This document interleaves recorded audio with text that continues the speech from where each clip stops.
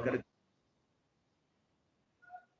हाँ, तो टर्म 2 अगर सब्जेक्टिव है तो समझ लो, अगर सब्जेक्टिव है तो फिर करना पड़ेगा, फिर तो कुछ और फ्लो से करना पड़ेगा। ठीक है, तो दोनों ही प्रैक्टिस बेटर ही है, दोनों प्रैक्टिस करना।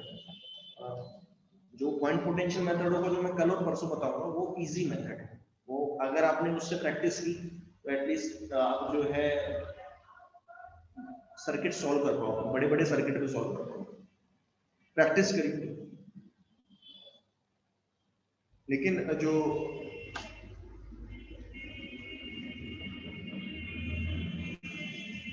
हाँ, तो मैं ये बोल रहा हूँ कि जो पॉइंट पोटेंशियल मेथड कल बताऊंगा, कल मैं वहीं से स्टार्ट करूंगा। ठीक है, पॉइंट पोटेंशियल मेथड से ही स्टार्ट करूंगा। बेटर ये हम इस तरीके से करेंगे, जो वो जो 2-2 घंटे मिलेंगे उसमें 1 घंटा मैं आपको सॉल्विंग ही करवाऊंगा, 1 घंटा आपके डाउट्स में होगा, तो 2 घंटा डाउट्स के हो जाएंगे, 2 घंटा सॉल्विंग के हो जाएंगे।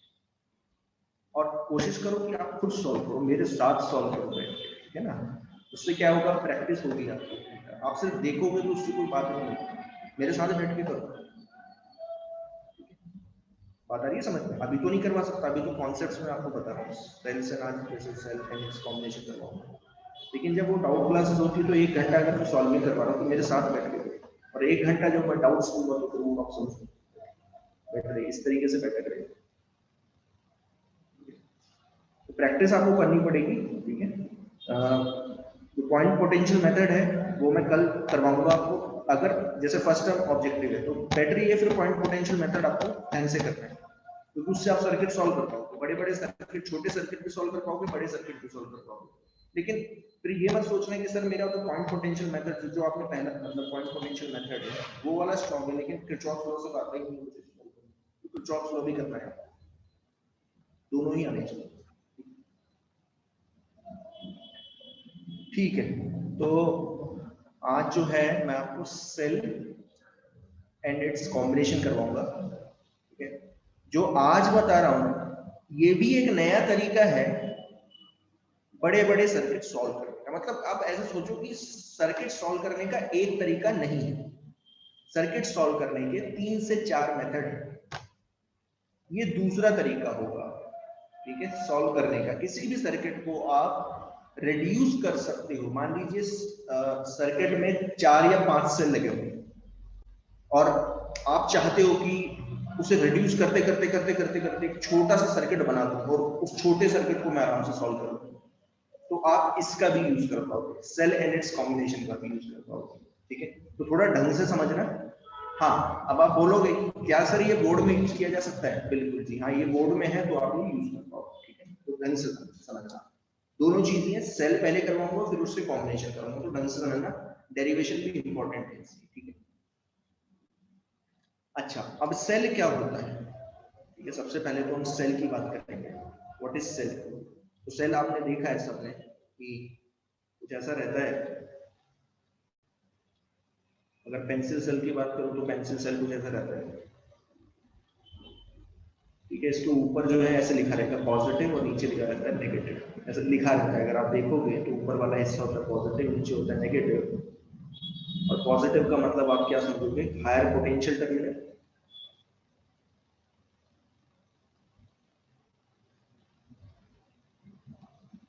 और ये जो नेगेटिव होता है ये होता है लोअर पोटेंशियल।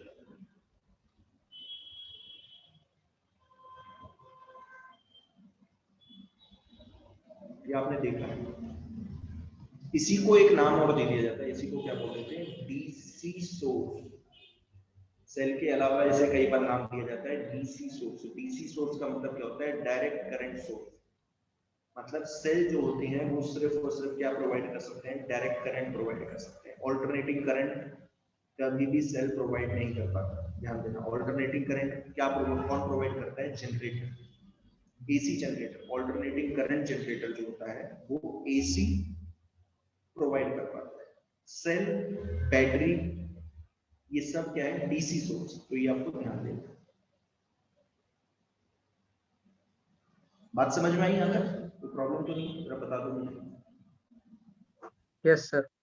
अच्छा, अब होता क्या है कि आप सब लोगों ने सेल देखे हैं, कोई बहुत एक्स्ट्रा चीज नहीं बता रहा हूं, सेल सभी ने देखा है आपने। ठीक है, अब क्या होता है, सेल में ना अगर आप कोई भी लेके आते हो, सेल या बैटरी लेके आते हो, उस पे ऐसे लिखा रहता है ये 12 वोल्ट है, ऐसे लिखा रहता है 12 वोल्ट।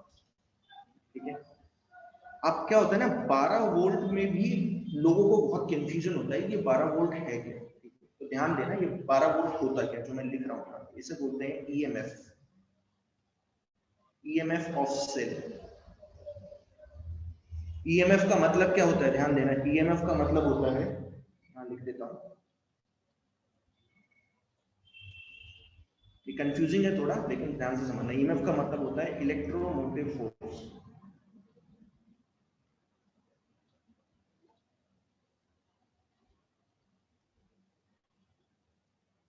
ठीक है, कंफ्यूज मत होना, ये फोर्स नहीं है, नाम है फोर्स, ये फोर्स नहीं है। ये बिल्कुल वैसा ही है कि जैसे कई लोग घर में पेट्स रहते हैं ना, घर में पेट्स रहते हैं तो उनका नाम रखते हैं। एग्जाम्पल है, क्रूड एग्जाम्पल, पेट्स का नाम रख दिया। इंसानों के नाम होते हैं ना, या पेट्स के नाम थोड़ा होते हैं। अब घर में मतलब जंगल में गए तो जंगल में बहुत सारे शेर है तो शेर ही बोला जाएगा, तो उनका नाम रख दिया, एक नाम रख दिया, वैसा नहीं होता। ठीक है, ध्यान से समझो। अब ऐसे सोचो कि ये नाम है सिर्फ इलेक्ट्रोमोटिव फोर्स, लेकिन ये फोर्स नहीं होती। ये क्या होती है मैं बता रहा हूँ, ध्यान से समझो। इसको मैं उठा के यहाँ पे लगा रहा हूँ।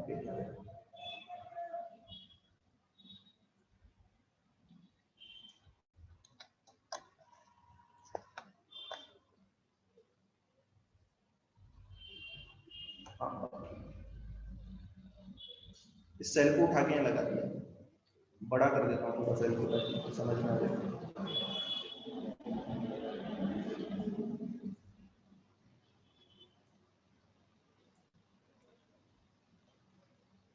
ये है आपका सेल। अब होता क्या है कि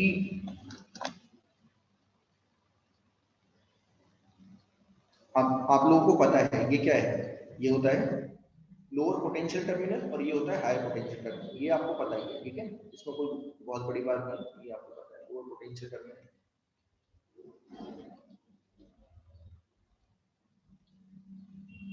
और ये होता है हायर पोटेंशियल।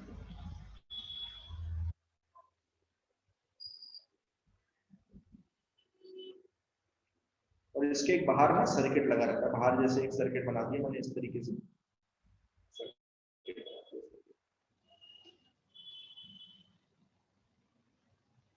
है, चलिए। तो अब होता क्या है कि बैटरी का काम क्या होता है, सेल का काम क्या है। सेल देखो, अब आप ऐसे सोचो, बैटरी है इस तरीके से सोचो।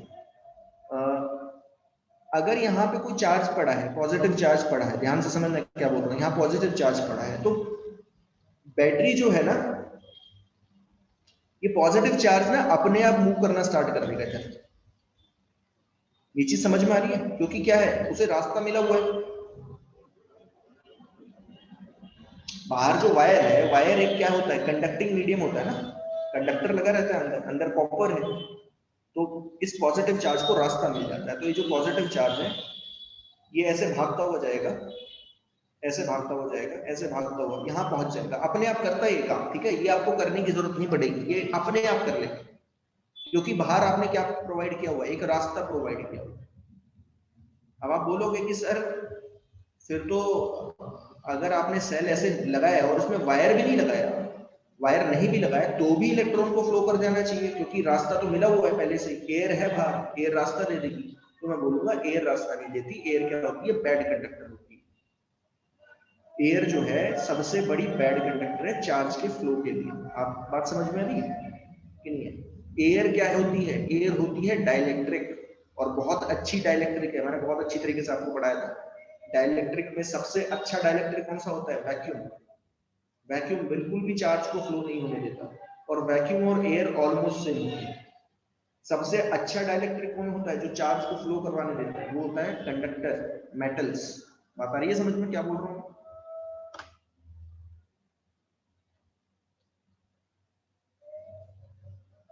तो अब जैसे ही बाहर चार्ज गया, बाहर है अगर ध्यान देना, बाहर गया, तो ये जो चार्ज है ना, ये चार्ज अपने आप ऐसे फ्लो करता हुआ, ऐसे होता हुआ यहाँ पहुंच जाएगा, अपने आप यहाँ पहुंच गया। ठीक है, कौन सी प्लेट पे पहुंच गया? Lower potential terminal. अब ध्यान देना, अगर चार्ज चाहता है कि ये जो चार्ज है पॉजिटिव चार्ज है उठ के यहां से यहां जाना चाहता है, ऐसे लोअर पोटेंशियल टर्मिनल से हायर पोटेंशियल टर्मिनल तक जाना चाहता है, तो ये जा नहीं सकता। क्यों नहीं जा सकता? कौन बताएगा? बहुत अच्छी तरीके से बताएगा आपको। नहीं जा पाएगा, अपने आप नहीं जा पाएगा। क्यों नहीं जा सकता? पॉजिटिव चार्ज अपने आप कहां जाता है? उसकी नेचुरल टेंडेंसी कहां होती है जाने की?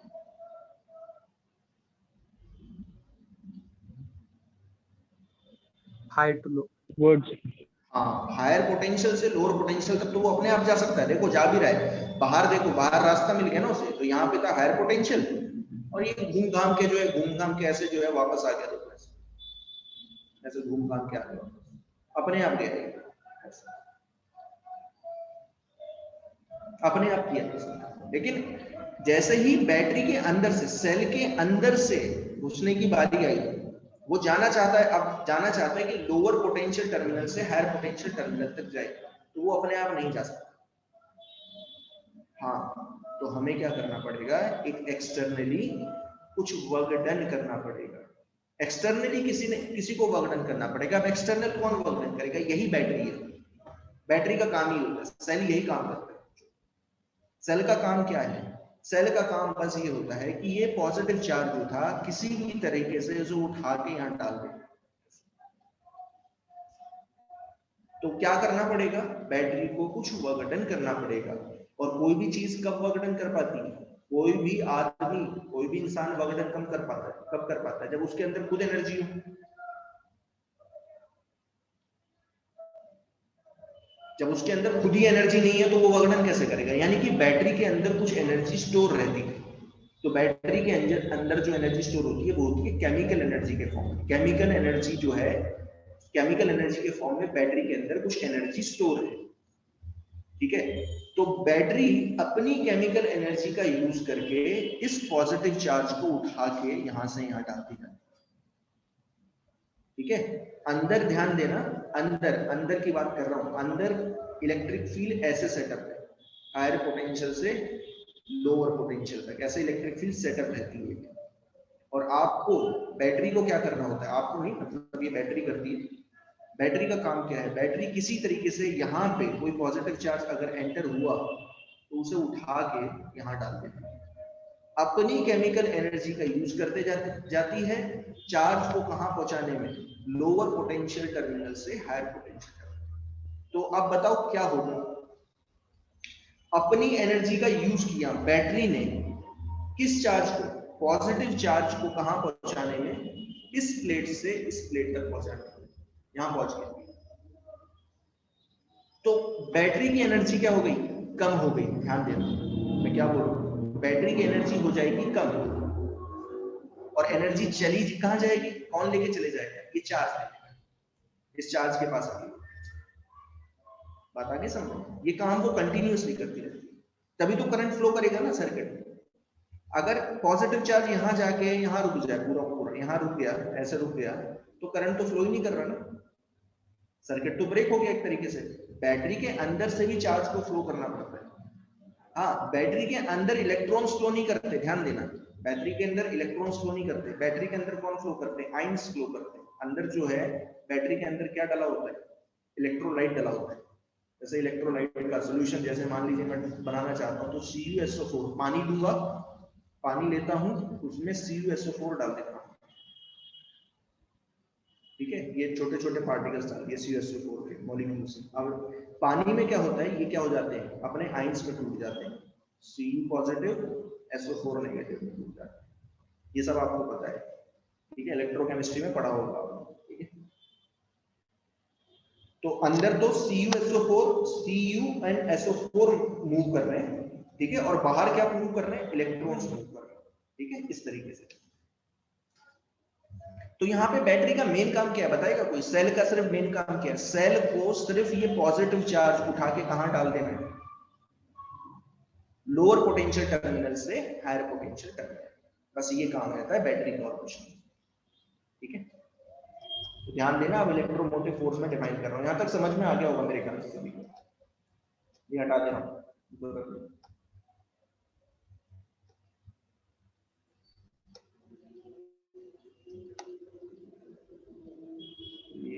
मैं ही बना दूंगा।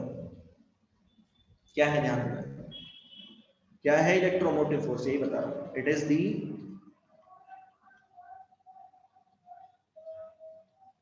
अमाउंट ऑफ वर्क डन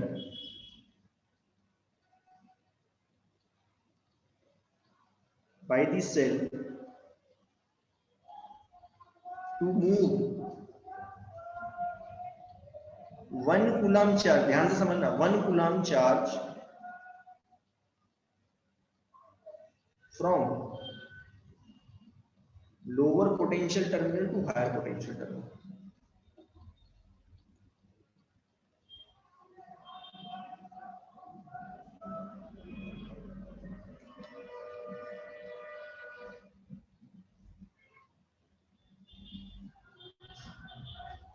ये है ईएमएफ, और इसी को कई बार इसी फॉर्म में भी लिख देते हैं।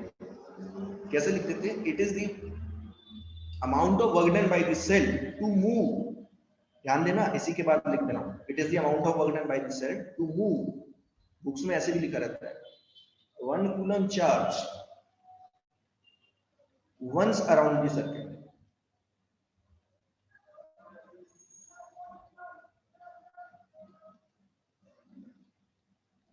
मतलब पूरे सर्किट में एक बार घुमाने के लिए, 1 कूलम चार्ज को एक बार घुमाने के लिए जो सेल को वर्क डन करना पड़ता है, उसी को क्या बोलते हैं? Electromotive force. मैं करके दिखा देता हूं, ठीक है? बैटरी है, मैं करके दिखा रहा हूं, एक नजर। ये है बैटरी,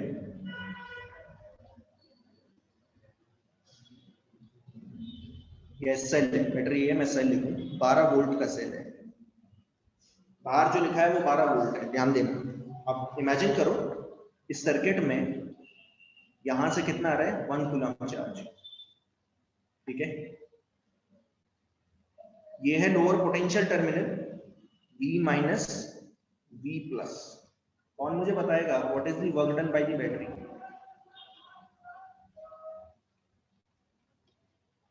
या सेल, सेल ही लिखना, ठीक है ना? क्या फॉर्मूला था? ना ना ना, CV स्क्वायर, अरे नहीं, वो कैपेसिटेंस यूज होता था यार। क्या फॉर्मूला था? कितना चार्ज मूव करवा रहा है? 1 कूलम। ये याद होगा, पता नहीं फॉर्मूला याद है क्या? Q not V positive minus V negative, final potential minus initial potential, याद है? Q नॉट क्या था? वो चार्ज जो मूव करवा रहे हैं, ठीक है? और कहां से कहां मूव करवा रहे हैं? लोअर पोटेंशियल टर्मिनल, मतलब V नेगेटिव से V पॉजिटिव। अच्छा, Q नॉट कितना है? 1, और V positive minus V negative कितना है? 12 जूल, दिख रहा है? तो work done by the cell क्या है? 12 जूल, और 12 ही क्या है? 12 वोल्ट है क्या? ईएमएफ। तो वो जो समझ जाना, वो जो 12 वोल्ट लिखा होता है ना बाहर, जो 12 वोल्ट लिखा होता है, तो समझ जाना वो 12 वोल्ट क्या है? 1 कूलम चार्ज को लोअर पोटेंशियल टर्मिनल से हायर पोटेंशियल टर्मिनल तक पहुंचाने के लिए कितना वर्क डन करना पड़ता है सेल को, ध्यान देना, सेल को करना पड़ता है। और साथ में एक और चीज ऐड कर देता हूं, ये सिर्फ किसके लिए है? यहां लिख दे रहा हूं, यहां पे लिख देता हूं, ये सिर्फ और सिर्फ किसके लिए है? ये जो मैंने लिखा है फिलहाल, यहाँ लिख देता हूँ, यहाँ बैटरी, यहाँ पे लिखूंगा, यहाँ से रहेगा। ये सिर्फ और सिर्फ आइडियल सेल के लिए है, ये सिर्फ और सिर्फ आइडियल सेल के लिए। ये जो मैंने कैलकुलेशन करके दिखाई है 12 जूल, ये करके जो दिखाई है, ये सिर्फ और सिर्फ किसके लिए? Ideal cell. अब आप बोलोगे आइडियल सेल क्या होता है, ठीक है? तो यहाँ लिख देता हूँ आइडियल सेल क्या है। आइडियल सेल वो सेल होता है जो, अब सेल किससे मिलके बना है? अंदर क्या है? इलेक्ट्रोलाइट। तो भाई इलेक्ट्रोलाइट में क्या होता है अंदर? जैसे इलेक्ट्रोलाइट है, मैं बता देता हूँ, ठीक है ना? थोड़ा सा, ये है पॉजिटिव, ये है नेगेटिव, यहाँ पे Cu पॉजिटिव, SO4 नेगेटिव होगा।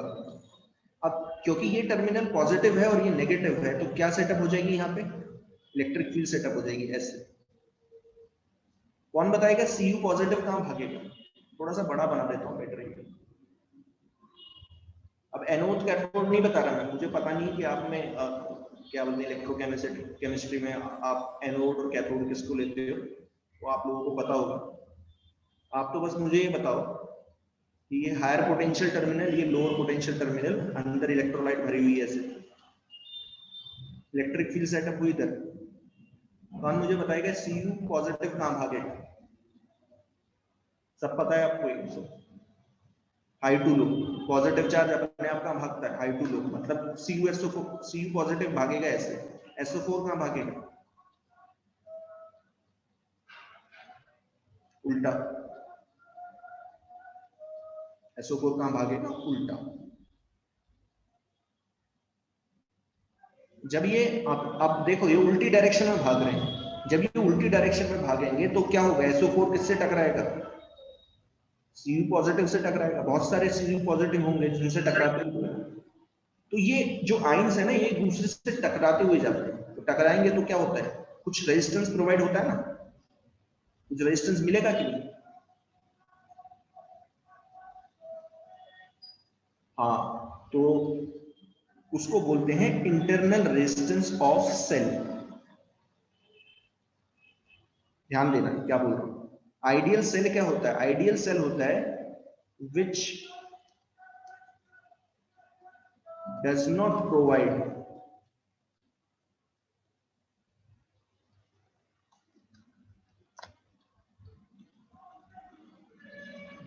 provide any internal resistance। इसका मतलब क्या? ये आइडियल है, ऐसा कोई रेजिस्टेंस होता है एक्चुअल में, ऐसा कोई सेल होता ही नहीं। हर एक सेल क्या प्रोवाइड करता है? Internal resistance. तो internal resistance of the cell अगर आपसे कोई पूछ ले तो भी आपको पता होना चाहिए, internal resistance of the cell क्या होगा?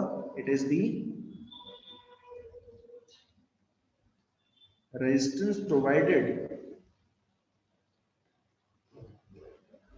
by the cell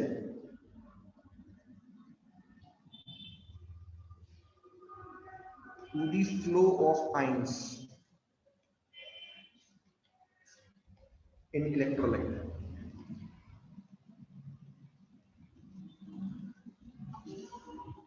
ठीक है, इसको स्मॉल r से रिप्रेजेंट करूंगा, ध्यान देना, इसको स्मॉल r से रिप्रेजेंट किया जाएगा। हर एक सेल जो है कुछ ना कुछ इंटरनल रेजिस्टेंस प्रोवाइड करता ही है। मतलब आइडियल सेल जैसी कोई चीज होती नहीं है। जो मैंने अभी तक पढ़ाया था ना आपको कि मैं क्या करता था, बैटरी देता था 12 वोल्ट, तो ये गलत है। लेकिन क्या होता है जब आप ऐसे लिखा हुआ है कि 12 वोल्ट है तो आपको ही कुछ और समझना है। क्या समझना है मैं बताऊंगा। ये 12 वोल्ट जैसे ही लिख दिया 12 वोल्ट है तो 12 वोल्ट क्या है मैं बताऊंगा। ठीक है, यहां तक समझ में आ गया? मुझे बताओ जरा।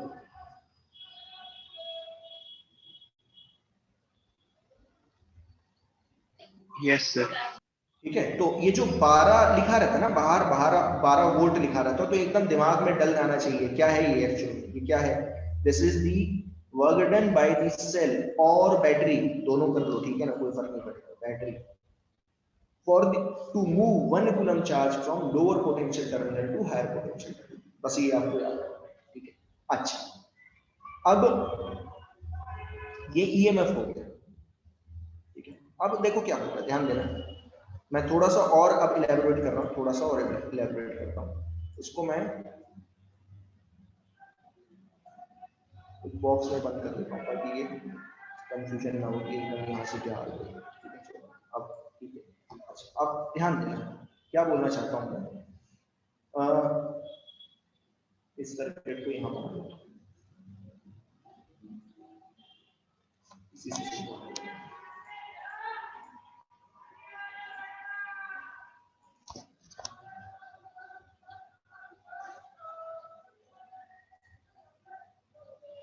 अच्छा, अब ध्यान से समझना मैं क्या बोल रहा हूँ। अच्छा, यहां से आया, ध्यान देना, यहां से आया 1 कूलम, ठीक है। मैंने यहां पे लिखा E is the EMF of cell. ध्यान से समझना क्या बोल रहा हूं। कौन मुझे बताएगा अगर 1 कूलम यहां पहुंचा तो यहां पे जब ये पहुंचेगा, इधर पहुंचेगा, तो इसके पास कितनी एनर्जी होगी बताएगा कोई?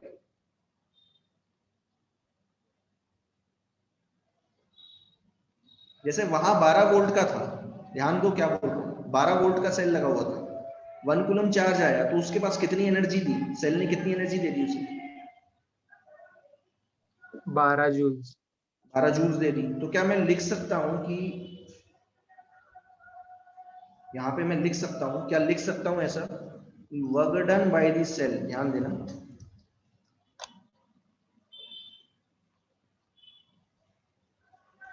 समझ के चलना ये बहुत इंपॉर्टेंट है, work done by the cell to move 1 coulomb charge from V negative to V positive, कितना हो गया, E जूल्स, लिख सकता हूं कि नहीं? Yes sir. यानी कि E जूल्स का मतलब EMF के ऊपर, अब बैटरी है ऐसा लिख दो, it is equal to work done by the cell to move 1 coulomb charge from V positive to V negative to V positive, वो क्या होती है, वही क्या होती है, E, यानी कि इलेक्ट्रोमोटिव फोर्स, जो 12 वोल्ट लिखा रहता है वही है, ठीक है ना। अब ध्यान देना, ये कैसा, ये वायर कैसा है, ये कैसा है, कनेक्टिंग वायर।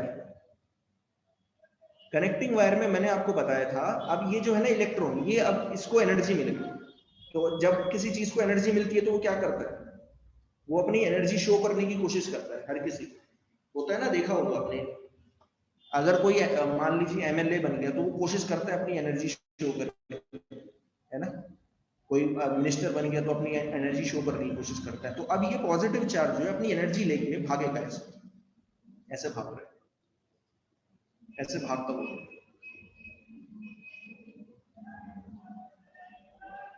यहाँ पहुंचा, ठीक है।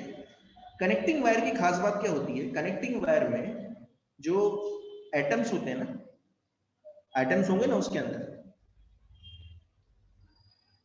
उनके बीच में क्या होती है, स्पेसिंग थोड़ी सी ज्यादा होती है, क्या ज्यादा रहती है, स्पेसिंग ज्यादा रहती है। बात आ रही है समझ में क्या बोल रहा हूँ? Yes sir. ये बिल्कुल वैसा ही है कि एक आदमी भाग रहा है, एक आदमी भाग रहा है, ऐसे ये आदमी भाग रहा है, ये भाग रहा है 20 मीटर पर सेकंड। अब क्या होगा, अगर इसे कुछ रेजिस्टेंस ना मिले, मतलब आगे कोई आदमी खड़ा नहीं है, तो ये भागता ही जाएगा। मान लीजिए 1 केजी मास है, उसके बाद 2 केजी मास है, तो इसके पास जो काइनेटिक एनर्जी होगी, समझने की कोशिश करना मैं क्या समझा रहा हूँ, ठीक है ना, हाफ एम वी स्क्वायर, मतलब इसके पास कितनी एनर्जी है, 400 जूल। अब इमेजिन करो कोई फ्रिक्शन नहीं, आदमी भी नहीं खड़ा, कोई आदमी खड़ा नहीं है, कोई फ्रिक्शन नहीं, बताओ इसकी एनर्जी हमेशा कितनी रहेगी, 400 जूल। 400। यस। मतलब कोई रेजिस्टेंस ही नहीं मिल रहा, फ्रिक्शन होता तो फ्रिक्शन क्या कर लेता, इससे एनर्जी निकाल लेता हीट के फॉर्म में।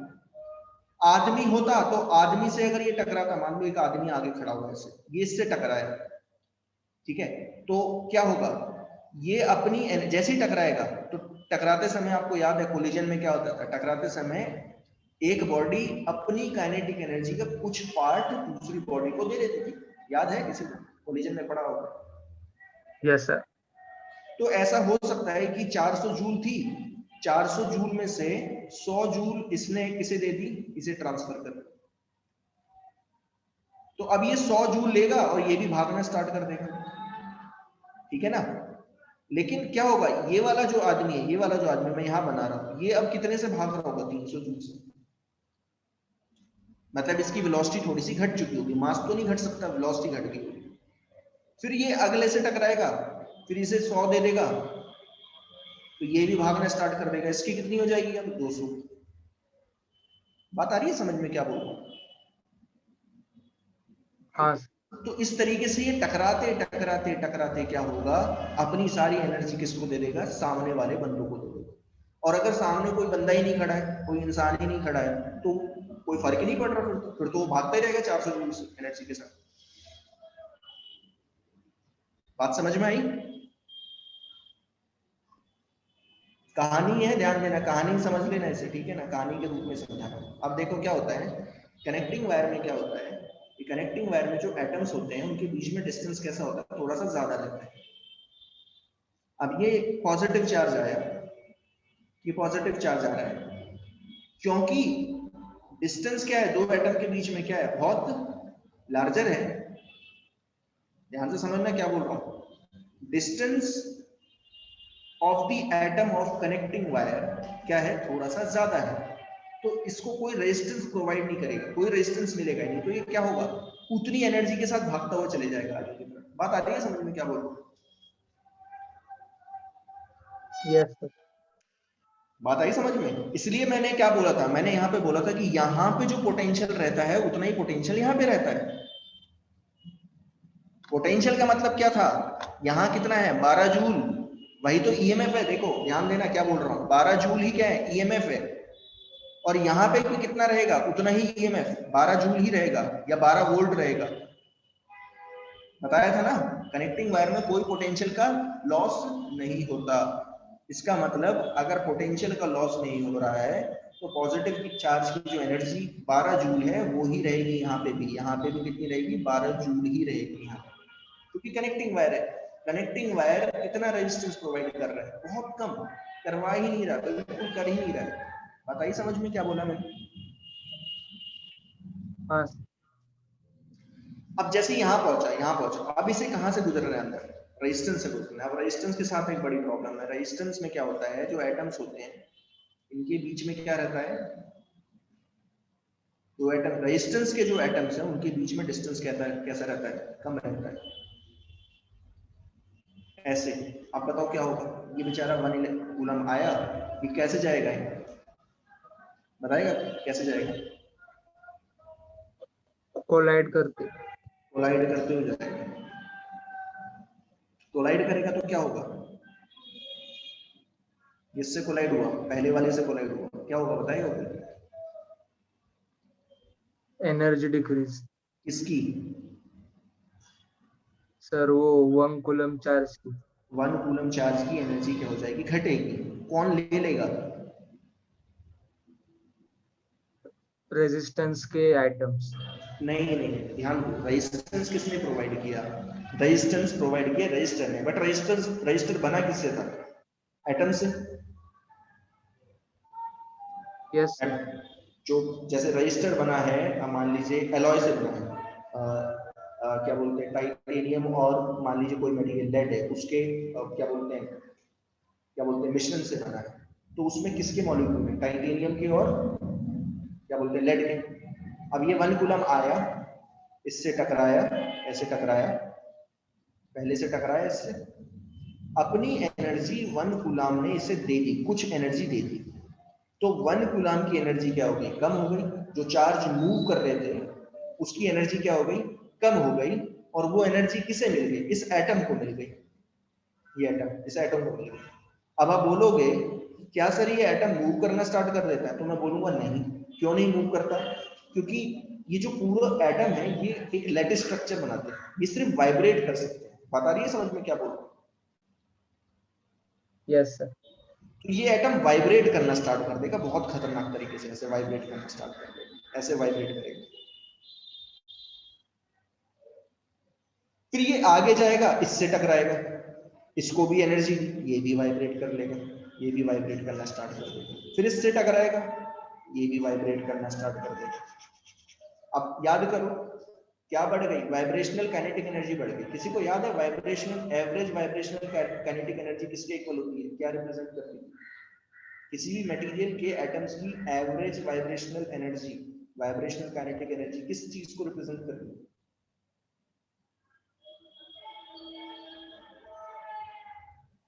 हीट। अरे यार ये 9th क्लास का क्वेश्चन है, 9th वाला बता दे। Average vibrational kinetic energy of any material represent करती है टेम्परेचर को। जितना ज्यादा kinetic energy, vibrational kinetic energy of the atoms होती है, उतना ही ज्यादा मटेरियल का टेम्परेचर होता है। बात आई समझ में कि नहीं?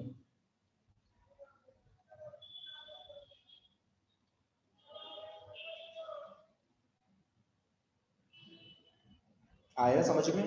तो क्या होगा, ये जो बेचारा 1 कूलम है, ये टकराते टकराते गया, सारी एनर्जी किसे दे दी, रेजिस्टेंस के जो एटम हैं उनको दे दी। किस फॉर्म में मिली, वाइब्रेशनल काइनेटिक एनर्जी के फॉर्म में मिल गई। सारे एटम वो धड़ाधड़ ऑसिलेट कर रहे हैं, और ऑसिलेट कर रहे हैं तो रेजिस्टेंस क्या हो जाता है, गर्म हो जाता है। और जैसे ही यहाँ पे पहुंचा, ध्यान देना यहाँ पहुंचा कौन, ये 1 कूलम पहुंचा यहाँ पे, तो इसके पास कितनी एनर्जी हो गई, 0 जूल। आई समझ में बात? Yes sir. यहाँ बताओ तो यहाँ तक आई समझ में? ये थ्योरी है लेकिन समझनी थ्योरी की तरह ही पड़ेगी आपको, इसको लिखवा नहीं सकता, और लिखवाऊंगा भी तो कैसे, एक पूरा पूरा पन्ना लिख के दे दूंगा और कुछ नहीं, यहाँ तो लिखवा नहीं सकता। ध्यान से समझो, 12 जूल सेल लेगी, 12 जूल 1 कूलाम को सेल लेगी। ध्यान देना, 1 कूलाम गया गया गया कनेक्टिंग वायर में जब तक जा रहा है उसकी एनर्जी में कोई लॉस नहीं है, लेकिन जैसे ही रेजिस्टेंस के एक कॉर्नर पे पहुंचा तो रेजिस्टेंस के एक कॉर्नर पे अभी भी 12 जूल अंदर घुसा, रेजिस्टेंस टकराते हुए जा रहा है एटम्स, रेजिस्टेंस के एटम के साथ टकराते हुए जा रहा है, टकराते हुए अपनी एनर्जी एटम्स को देते हुए जा रहा है। एटम्स जो है वाइब्रेट करना स्टार्ट करेंगे, vibrational kinetic energy of the material बढ़ती जाएगी, रेजिस्टेंस गर्म हो जाएगा। अब जैसे ही ये 1 कूलम कहाँ पहुंचा, ये 1 कूलम की बात कर रहा हूँ, ध्यान दो, यहाँ पहुंचा, इसकी सारी एनर्जी क्या हो गई, खत्म हो गई। आई बात समझ में? Yes sir. फिर आगे गया आप, क्योंकि एनर्जी तो रही नहीं, आगे गया आप, यहां तक तो कोई, अब यहाँ पे तो एनर्जी को कोई चाहिए नहीं क्योंकि एनर्जी लॉस हो गई नहीं, भागते हुए गया, फिर यहाँ पहुंचा, अब बोला बैटरी से भैया एनर्जी दे दो, बैटरी ने फिर एनर्जी दे दी, कुछ एनर्जी दे दी, तो बैटरी फिर ये क्या करेगा, फिर यहाँ पहुंचा, फिर भागा, फिर रेजिस्टेंस के पास जाएगा, रेजिस्टेंस को सारी एनर्जी दे देगा। बात आ रही है समझ में क्या बोल? हाँ फिर वापस आएगा, फिर वापस आ रहा है, फिर वापस आ रहा है, फिर बैटरी से एनर्जी देगी। तो बताओ इस पूरे प्रोसेस में किसकी एनर्जी कम होती जा रही है? 1 कूलम इलेक्ट्रॉन। 1 कूलम तो कैरियर है एनर्जी का, चार्ज तो कैरियर है, एनर्जी दे कौन रहा है? सेल की। हाँ, सेल अपने एनर्जी दे रहा है कंटिन्यूअसली, और एनर्जी मिल किसको रही है? रेजिस्टेंस को, रेजिस्टेंस को मिल रही है, किस फॉर्म में मिल रही है? हीट के फॉर्म में, हीट के फॉर्म में वो बाहर निकालते जा रहा है। आया समझ में? की यस सर। तो इसी को बोलते हैं, इसी को बोलते हैं, यही कार्य होता है एक्चुअली। आपको तो क्या दिया जाता है, E=IR, लेकिन अंदर क्या चल रहा है, अंदर समझो इस तरीके से कार्य चल रहा है। 1 कूलम जा रहा है बेचारा, बैटरी के पास गया, सेल के पास गया, सेल ने एनर्जी दी, फिर वो भाग के गया, किस पे गया? रेजिस्टेंस। अब ये तो समझ में आते हो कि हर एक डिवाइस का कुछ रेजिस्टेंस होता है, बल्ब है तो बल्ब का कुछ रेजिस्टेंस होगा, हीटर है कुछ रेजिस्टेंस होगा, बल्ब फिर एलईडी है, एलईडी का कुछ रेजिस्टेंस होगा। तो जो डिवाइस है वो सारी एनर्जी ले लेता है उससे, 12 जूल थी ना, सारी एनर्जी ले ली, फिर वो चार्ज गया, यहाँ पहुंचा 0 जूल, फिर वापस गया वो, ठीक है, बैटरी ने क्या दी, फिर उसे एनर्जी दे दी, फिर वो वापस गया, डिवाइस ने क्या ले ली, सारी एनर्जी ले ली। तो यहाँ पे एक है एनर्जी गिवर, एनर्जी यहाँ पे जो एनर्जी दे रहा है वो है सेल, फिर एक है एनर्जी कैरियर, एनर्जी कैरियर कौन है? चार्ज, 1 कूलम चार्ज, ठीक है, जो चार्ज मूव कर रहे हैं, 1 कूलम नहीं बोलूंगा, चार्ज जो मूव कर रहे हैं, और एक है जो एनर्जी क्या कर रहा है, ले रहा है, वो क्या है? डिवाइस, ठीक है। इसको आर बोल देते हैं, कई बार इसको नाम देखो क्या क्या दिए गए, एक्सटर्नल रेजिस्टेंस, कई बार इसे एक्सटर्नल रेजिस्टेंस बोल देते हैं, हम तो एक्सटर्नल रेजिस्टेंस ही बोलेंगे, कई बार इसे क्या बोल देते हैं, लोड रेजिस्टेंस, ये भी कई बार आ जाएगा, ये सब नाम एक ही है। बात आ रही है समझ में क्या बोला? यस। यस। अच्छा, आप ध्यान देना, ध्यान से समझना इस चीज को, आप ध्यान देना, ओम्स लॉ लगा रहा हूं, यही जो ई है यही होता है आई इंटू आर,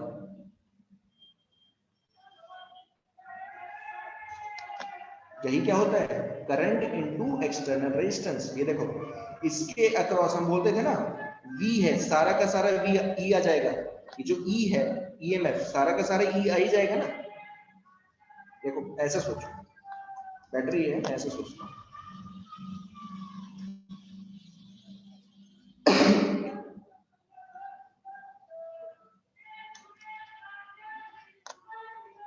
एनर्जी ऐसे लिख रहा हूं, energy given by 1 coulomb charge to external resistance, ये कितना होता है बताएगा कोई? जितना सेल ने दिया, सेल ने कितना दिया था, E, वही एनर्जी उसने कहा दे दी आगे चल के, रेजिस्टेंस को दे दी। आया समझ में? Yes sir. और इस E को लिखते क्या हुआ, ओम्स लॉ के हिसाब से। आइए, नहीं समझ में आया क्या बोला? समझा सर। अरे ओम्स लॉ कुछ नहीं है। ओम्स लॉ क्या बोलता है? ओम्स लॉ होता है V is equal to IR। अब V की जगह E ले दिया है, ठीक है ना, वो तो नाम ही है कुछ और कुछ नहीं, ठीक है ना। तो E क्या है? E क्या है? E को आप ऐसे मानोगे, this is the work done by the cell to 1 coulomb charge to move from lower potential terminal to higher potential। ये एनर्जी लेके भागे, कहां भागे? रेजिस्टेंस की तरफ भागे, और रेजिस्टेंस को इतनी एनर्जी दे दी। ये जो IR है ये क्या है? ये क्या है? This is the energy given by 1 coulomb charge to the resistance, external resistance. बात आ गई समझ में? दोनों इक्वल रहती हैं। नहीं आया समझ में? आया? Yes sir. इसी को ओम्स लॉ बोलते हैं, ठीक है, यही ओम्स लॉ है। ओम्स लॉ का जो एग्जैक्ट मीनिंग है, कोई आपसे पूछ ले कि भाई ठीक है तूने बहुत कुछ समझा दिया मुझे, V is equal to IR, लेकिन मतलब क्या है V is equal to IR का, ये तो बता दे। तो ये है एक्चुअली ये।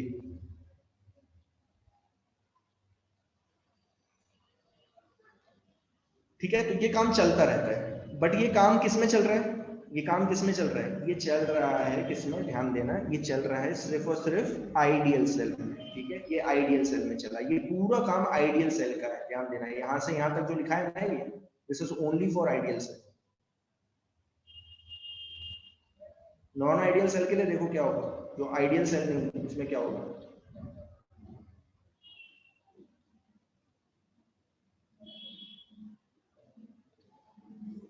नॉन आइडियल सेल में क्या होता है?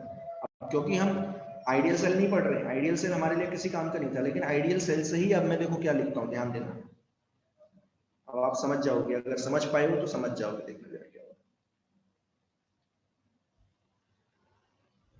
नॉन आइडियल सेल से क्या होता है बताएगा कोई? जो आइडियल नहीं है, नॉन आइडियल क्या होगा? जो बताएगा कोई क्या होगा? रियल। नॉन आइडियल सेल क्या होगा? It is a resistance offer करेगा। It is a cell which provides internal resistance।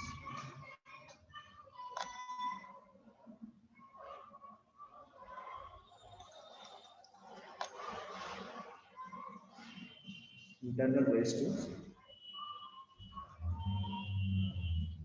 to the flow of charge।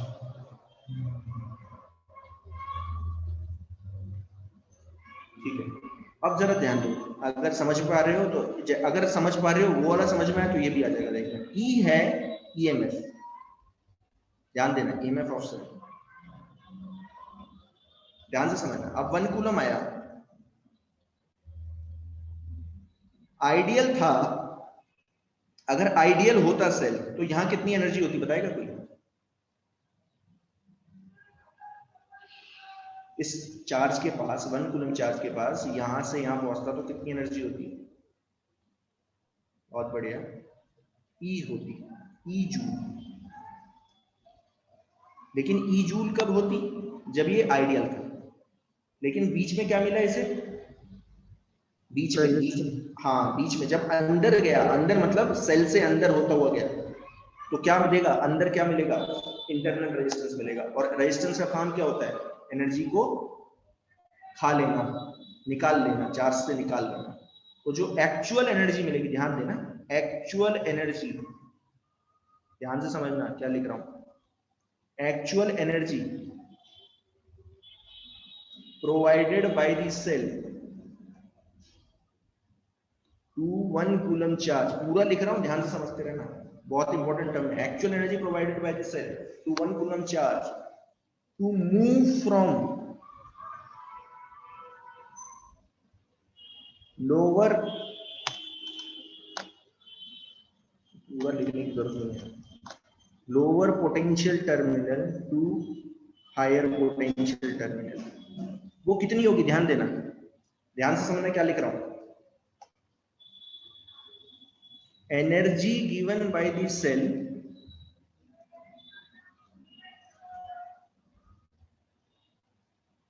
to move 1 coulomb charge from lower potential terminal to higher potential terminal of same ideal cell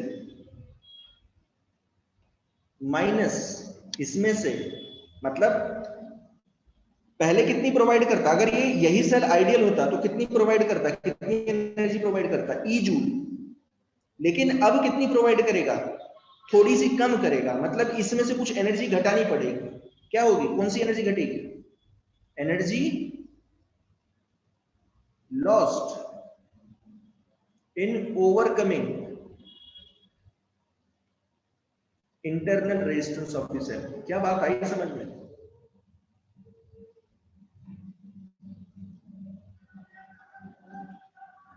भाई ये बता दो जरा, मुझे बताओ ये चीज समझ में आई मैंने क्या लिखा? Yes sir. अच्छा अब ध्यान देना, यहां लिख रहा हूं, इसको क्या बोलते हैं? नहीं आया, चलिए बता देता हूं, फिर से बता रहा हूं, ठीक है? ये वाला पार्ट जो है थोड़ा सा क्रिटिकल है, अदरवाइज क्या फॉर्मूला समझ में नहीं आएगा मैं कैसे बनाऊंगा। बुक में क्या है, डायरेक्टली फॉर्मूला लिखा रहता है तो पता नहीं चलता।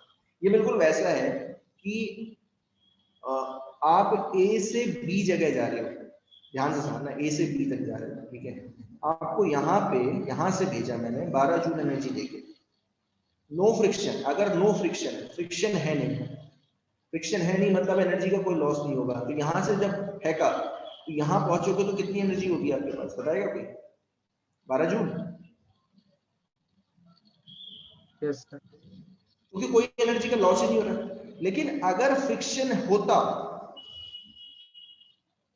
फ्रिक्शन सरफेस होता, तो बताओ यहां से अगर 12 जूल से फेंक रहा हूं तो यहां कितना होना चाहिए, 12 जूल होता कि 12 जूल से कम होता? 12 जूल से कम। 12 जूल से कम होता, मान लीजिए 11 जूल होता, मान लो कम होता ना 11 जूल, तो ये 1 जूल गया कहां?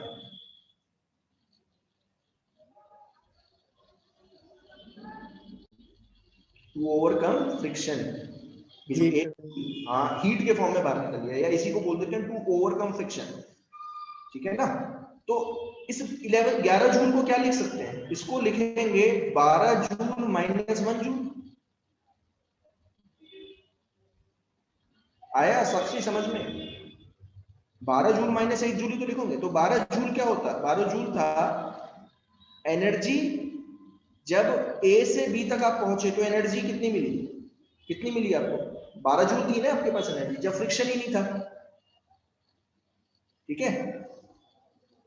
तो इसमें से अगर आप हीट लॉस माइनस कर दो, मतलब फ्रिक्शन को ओवरकम कराने में जो एनर्जी थी उसको माइनस कर दो, तो आपको एक्चुअल एनर्जी पता चल जाएगी। मैंने वही चीज, अगर सेल आइडियल होता तो कितनी एनर्जी देता, 1 कूलम को, ई इतनी देता, लेकिन दे कितना रहा है एक्चुअल में, इतना, ठीक है? और ये आएगा कैसे, ई में से आप क्या माइनस कर दोगे, energy lost in overcoming internal resistance of the cell. अब बताओ समझ में आया कि नहीं, अभी बताओ जल्दी, समझ में आ गया?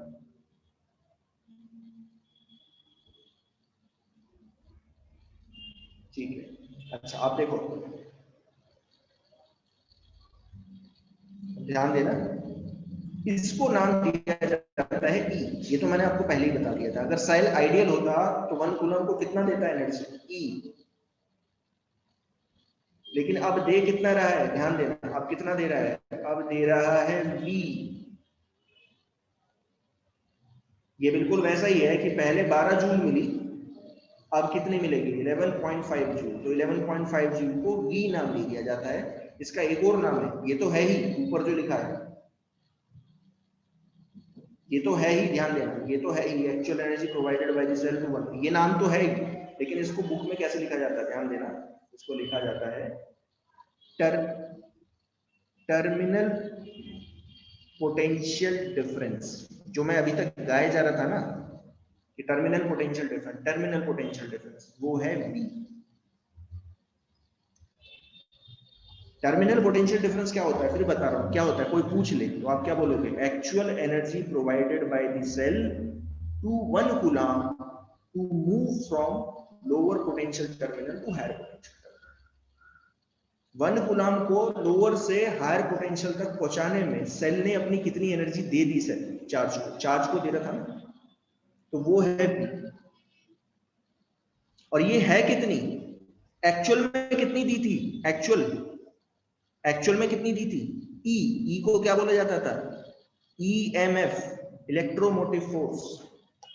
ठीक है, इसमें से आप क्या माइनस कर दोगे, कुछ एनर्जी माइनस करोगे जो इंटरनल रेजिस्टेंस के अगेंस्ट में यूज होगी to overcome the internal resistance. अब ये कितनी होती, ध्यान देना, I into small r,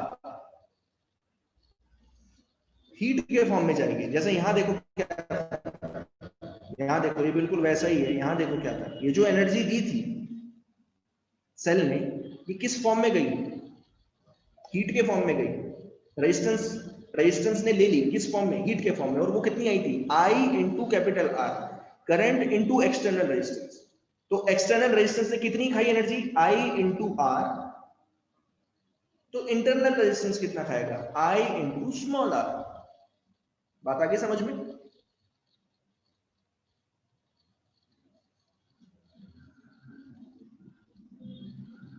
yes sir.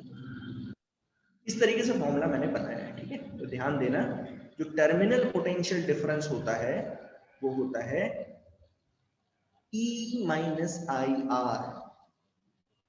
ई नहीं होता कभी, ई कब होगा अभी बताऊंगा, ई कब होता है, कितना होता है, E माइनस आई आर। यहां लिख दे रहा हूं,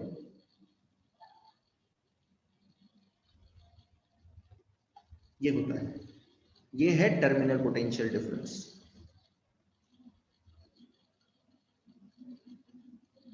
और टर्मिनल पोटेंशियल डिफरेंस होता कितना है, ईएमएफ में से आप क्या माइनस करोगे, आई क्या है, करंट, इनटू आर क्या है, एक्सटर्नल इंटरनल रेजिस्टेंस। जैसे बैटरी है कि मैं एक एग्जांपल से समझाऊं, फिर आगे बढ़ूंगा, इससे आगे फिर मैं आगे बढ़ूंगा बाद में। ठीक है, यार एग्जांपल है, जैसे एग्जांपल है, एक सेल है, ऐसे ही मतलब सिंपल एक एग्जांपल से समझा रहा हूँ, ये सेल है, ठीक है, ऐसे लिखा हुआ है 12 वोल्ट डॉट 1 ओम। ठीक है, 12 वोल्ट डॉट 1। तो जैसे ही 12 वोल्ट ऐसे दिखता है तो समझ जाना, इसे बोलते हैं रेटिंग ऑफ सेल। 12 वोल्ट क्या है, ईएमएफ ऑफ सेल, और 1 ओम क्या है, वो जो इंटरनल रेजिस्टेंस प्रोवाइड कर रहा है। अब मान लीजिए यहां से जो ना करंट फ्लो कर रहा है 1 एम्पियर, ध्यान देना 1 एम्पियर करंट इसमें से फ्लो करते हुए जा रहा है। ठीक है, ऐसे ऐसे होता हुआ, और ये एक एक्सटर्नल रेजिस्टेंस प्रोवाइड किया हुआ है, मान लीजिए ये है 10 ओम का। तो अगर मैं आपसे बोलूं, बताइए कि इन दोनों सेल के जो टर्मिनल्स हैं उसके बीच में पोटेंशियल डिफरेंस कितना है, तो प्लीज अब 12 वोल्ट मत लिखना। 12 वोल्ट कब होता, अभी बताऊंगा 12 वोल्ट कब होगा। ठीक है, कितना होगा, आप कितना लिखोगे, तो आप बोलोगे कि सर V है, अब V पोटेंशियल डिफरेंस है, टर्मिनल पोटेंशियल डिफरेंस, और वो है कितना, E माइनस आई आर। ये है E कितना है 12, करंट कितना फ्लो कर रहा है सर्किट में 1, ठीक है, इंटू R, R कितना है 1, यानी कि 11। ऐसे समझ लो, ये छोड़ दो अभी फिलहाल, ये छोड़ दो, ऐसे समझ लो। ठीक है, 12 वोल्ट नहीं है, मतलब अगर आपने इसके अक्रॉस क्या लगा दिया, अभी बताऊंगा ये सब, ठीक है ना, ये समझ लो इस तरीके से टर्मिनल पोटेंशियल डिफरेंस कितना है। ये 12 वोल्ट नहीं है, एक्चुअल में टर्मिनल पोटेंशियल डिफरेंस 12 वोल्ट नहीं है, 12 वोल्ट है ईएमएफ। अब आपको पता चलेगा, आप समझोगे, आप ये चीज समझो कि इसमें एक एक चीज तो मैंने लिखवा ही दिया, ये मैं हटा दे रहा हूँ, ये नीचे लिखवा दूंगा मैं इसी से कुछ स्पेशल केसेस आपको बताता हूँ, ये ऊपर लिखवा दूंगा, ठीक है ना, पूरे ई क्या है, आई क्या है, आर क्या है, ये मैं लिखवा दूंगा। ध्यान से समझना कि टर्मिनल पोटेंशियल डिफरेंस और ईएमएफ कब इक्वल होते हैं, ध्यान देना, यहां लिखवा रहा, कोई कई बार पूछ लेते हैं, when terminal potential difference is equal to EMF, कब कब होंगे, ये कई बार क्वेश्चन पूछ लिया जाता है। अब ये दो केसेस में हो सकते हैं। देखो सीधी सी बात है, V और E, V है टर्मिनल पोटेंशियल डिफरेंस और E क्या है, ईएमएफ, ठीक है। तो V और E तभी इक्वल हो सकते हैं जब आई आर क्या हो, जीरो। आई आर जीरो कब होगा, जब आई या तो जीरो हो या आर जीरो। समझ में आया मैंने क्या लिखा है? Yes Yes. Sir.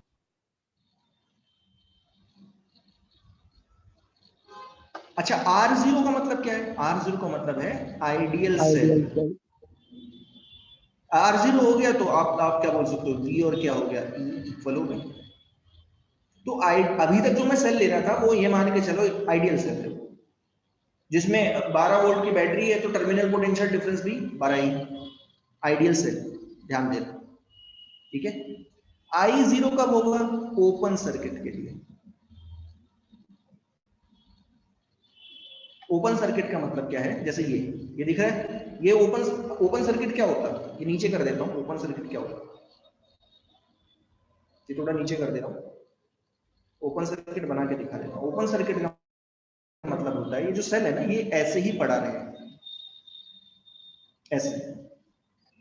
Open circuit का मतलब है कि आपने पाथ ही प्रोवाइड नहीं किया, ये प्रोवाइड ही नहीं किया। चार्ज को फ्लो करने के लिए पाथ चाहिए होता है ना, पूरा सर्किट में अगर फ्लो करना चाहता है चार्ज, तो पाथ प्रोवाइड करना पड़ेगा। अगर आपने पाथ ही नहीं प्रोवाइड करा, मतलब एक्सटर्नल जो सर्किट है वही उड़ा दिया, तो ये एक ओपन सर्किट है। बात आई समझ में? इसमें कोई करंट फ्लो नहीं कर सकता क्योंकि पाथ ही नहीं मिल रहा, चार्ज को पाथ ही नहीं मिल रहा। तो अब अगर आप बोलो कि सर बताइए ए और बी के बीच में कितना टर्मिनल पोटेंशियल डिफरेंस है, तो आप क्या बोलोगे, सर ई के इक्वल है। बात समझ में आई?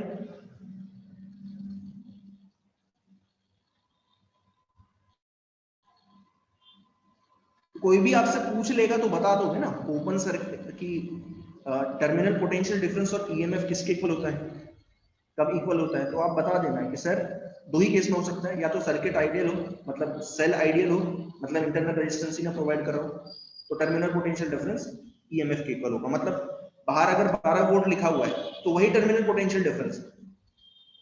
लेकिन अगर ओपन सर्किट है तो भी, ओपन सर्किट मतलब बाहर कोई भी एक्सटर्नल रेजिस्टेंस लगाई नहीं, तो भी क्या होगा, टर्मिनल पोटेंशियल डिफरेंस ईएमएफ के इक्वल होगा, ठीक है। लेकिन जैसे ही आप एक्सटर्नल रेजिस्टेंस लगाते हो तो बड़ी प्रॉब्लम हो जाती है, अब चार्ज मूव करना स्टार्ट कर देगा, और चार्ज मूव करना स्टार्ट करेगा तो जब बैटरी से गुजरेगा तो कुछ एनर्जी क्या हो जाएगी, लॉस करेगी। तो टर्मिनल पोटेंशियल डिफरेंस फिर होता है E माइनस आई आर। अब यहां तक मेरे ख्याल से आपको समझ में आ गया होगा, यहां तक कोई प्रॉब्लम नहीं होगी। ये मैं हटा दे रहा हूं, ठीक है, बेटर ये मैं क्वेश्चन कराऊंगा तो अपने आप जो है क्लियर होगा। अच्छा, अब और चीज देखो क्या मिली, ये जो actual energy provided by the cell है, ध्यान देना, यहां लेकर आऊंगा,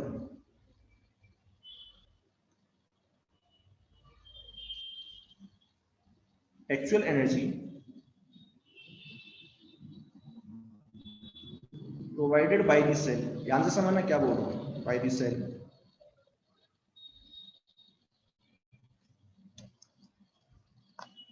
to 1 coulomb charge to move from lower potential terminal to higher potential terminal, ये कितनी थी, इसी को हमने क्या नाम दिया था, V। ये कितनी थी, E माइनस आई आर। यहां तक आ गया समझ में सभी को?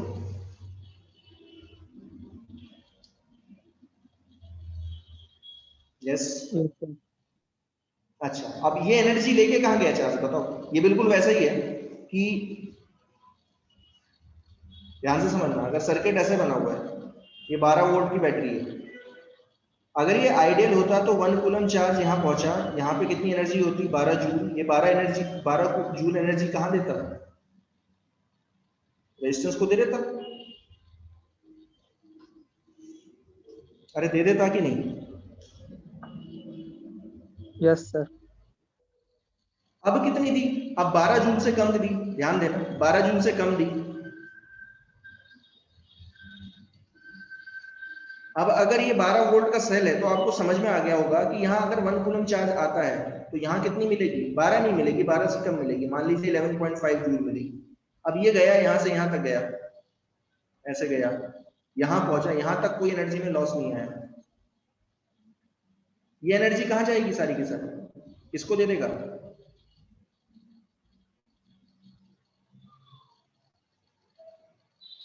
Resistance. रेजिस्टेंस को दे देगा, सारी दे देगा 1 कूलम, और यहाँ पहुंचेगा तो फिर 0 जूल हो जाएगी। मतलब बाहर तो वही काम चलता रहेगा, बस अंदर अब एक काम हो गया, क्या हुआ कि अंदर जितनी सेल के अंदर सेल को जितनी एनर्जी देनी चाहिए तो वो उतनी नहीं दे पा रहा है। क्यों नहीं दे पा रहा है, क्योंकि कुछ एनर्जी खुद एनर्जी उसके इंटरनल रेजिस्टेंस को ओवरकम करने में जा रही है, लेकिन बाहर तो वही काम हो रहा है ना। बात आई समझ में, बाहर तो सारी एनर्जी किसे मिल रही है, रेजिस्टेंस को ही मिल रही है। कुछ आया समझ में कि नहीं। Yes, sir.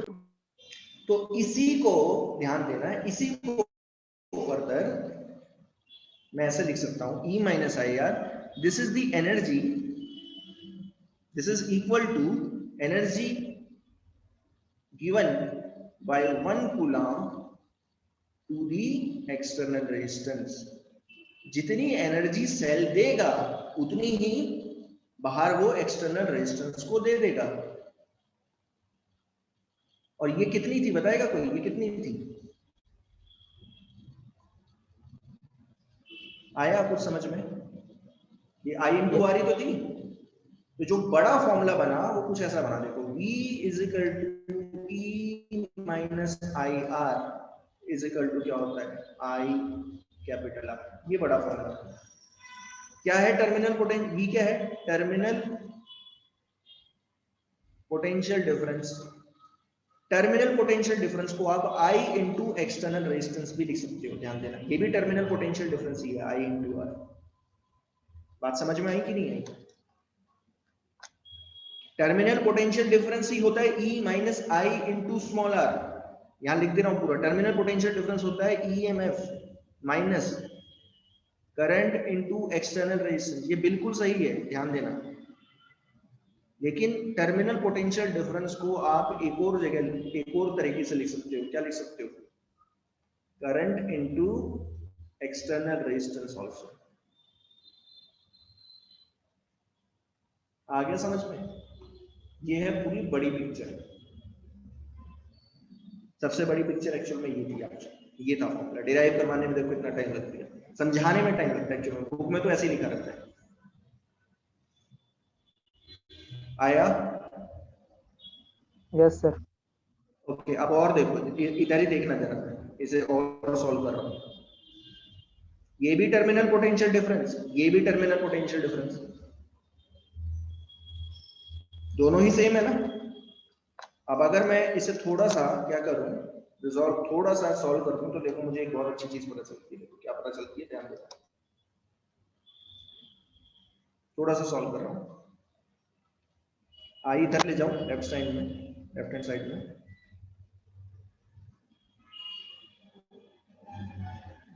ये फॉर्मूला पता चला, मतलब करंट जो फ्लो करता है सर्किट में वो एक्चुअल में क्या होता है, ध्यान देना। ईएमएफ को आप किससे डिवाइड करोगे, इंटरनल रेजिस्टेंस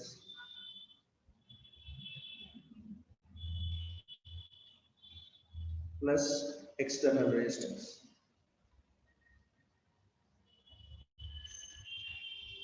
आप ऐसे सोचो कि दोनों रेजिस्टेंस कैसे लगे हुए थे, सीरीज में लगे थे, सीरीज में तो लगे, देखो देखो ना, बात आ रही है समझ में। Yes sir. ठीक है, दोनों रेजिस्टेंस, ये जो दोनों रेजिस्टेंस है ऐसे,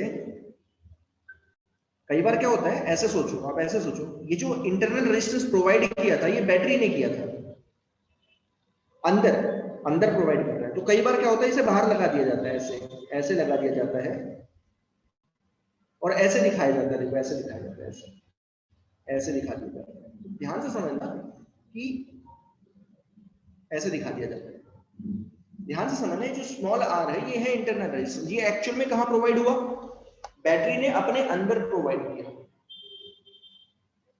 लेकिन फॉर्मूले के हिसाब से क्या पता चल रहा है, ऐसा लग रहा है ना ये दोनों सीरीज में लगे हुए हैं,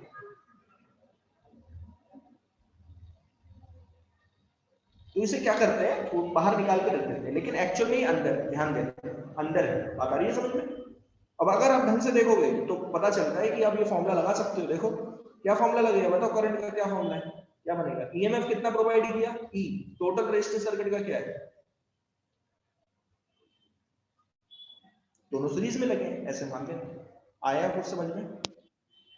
हाँ सर। ठीक है, ये देखो बहुत सिंपल फॉर्मूला है, तो करंट का फॉर्मूला ये, टर्मिनल पोटेंशियल डिफरेंस का E minus I into small R या आई इंटू कैपिटल आर। ठीक है, अब देखो जरा क्वेश्चन देखना, एक एग्जांपल से आपको बहुत अच्छी तरीके से समझ में आ जाएगा, एग्जांपल है, ठीक है,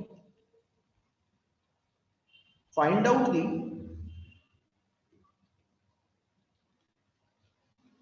करंट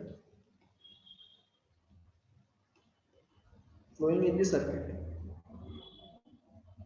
आपको करंट बताना है कितना सर्किट में फ्लो कर रहा होगा, मैं सिर्फ और सिर्फ डायग्राम बना रहा हूँ, डायग्राम से ही शो कर रहा हूँ।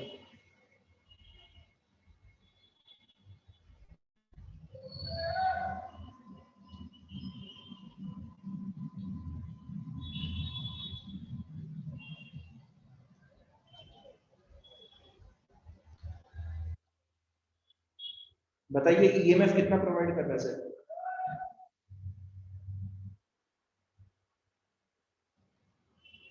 12 वोल्ट,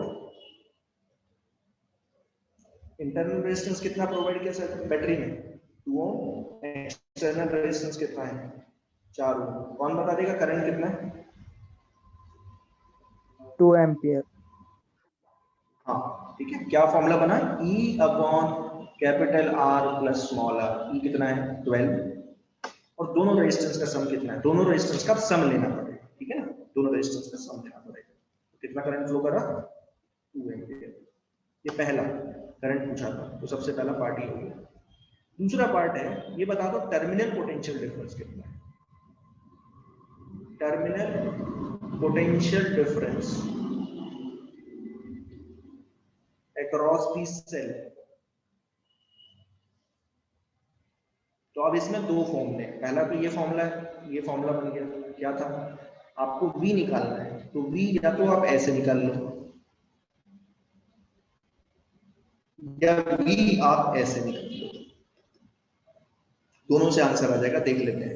E कितना है 12, करंट कितना फ्लो कर रहा है 2, R कितना है 2, देखो कितना है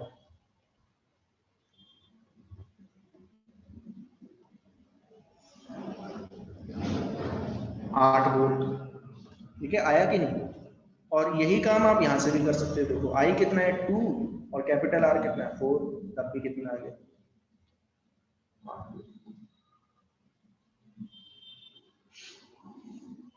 मुझे बताओ यहां तक समझ में आया कि नहीं,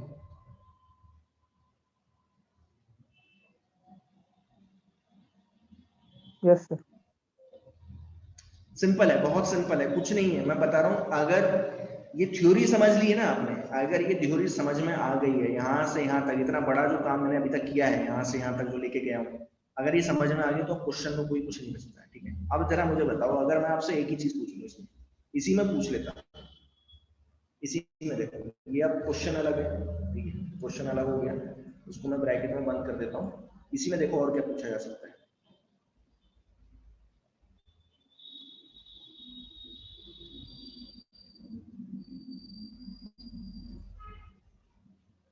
देखना, ठीक है, ध्यान से समझना है इसको, जो करंट होता है करंट इन द सर्किट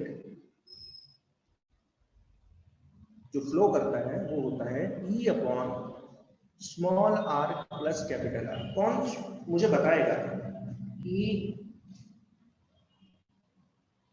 मान लीजिए ध्यान से समझना, ऐसे था सर, ठीक है, सेल को ऐसे लिखूंगा मैं हमेशा, ध्यान देना, सेल में हमेशा रेटिंग इस तरीके से आएगी। ई मान लेना, ई क्या होगा ईएमएफ, आर क्या होगा इंटरनल रेजिस्टेंस। ध्यान से समझना, मैंने क्या किया कि इन दोनों टर्मिनल्स को बैटरी के एक वायर से ज्वाइन कर दिया ऐसे। अब सोचो क्या होगा,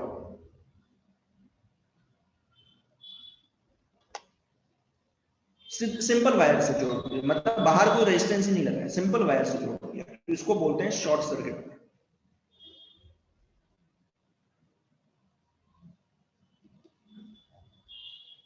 कौन मुझे बताएगा शॉर्ट सर्किट के टाइम पे total resistance of the circuit क्या हो जाएगा इन शॉर्ट सर्किट? यस बताएगा कोई? 0। What is the total? ना ना ना ना, जीरो नहीं होता, कहां होता, बाहर तो रेजिस्टेंस मिला ही नहीं, लेकिन अंदर तो मिला ना, बैटरी तो दे रही है ना, बैटरी, भाई बैटरी कैसे, बैटरी का तो रेजिस्टेंस मिलेगा, बैटरी तो दे रही है ना, बैटरी के अंदर क्या है आइंस है। देखो बाहर क्या था, बाहर तो रेजिस्टेंस लगा था बाहर, लेकिन बाहर का रेजिस्टेंस आपने हटा दिया, अब जो वो जो 1 कूलम आ रहा था उसको कहीं एनर्जी देने की जरूरत नहीं। समझ में आ रहा है क्या बोल रहा हूं? तो सिर्फ जो रेजिस्टेंस प्रोवाइड करेगा, जो मतलब सर्किट में रेजिस्टेंस मिलेगा, वो सिर्फ क्या होगा small R, capital R zero हो गया। तो मुझे बताओ करंट कितना फ्लो करेगा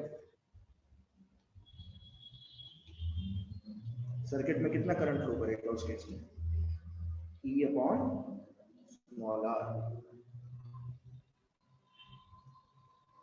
ठीक है ना, नॉट, ठीक है, E बाय स्मॉल आर। और इसी को बोलते हैं maximum current, maximum current which can flow in the circuit।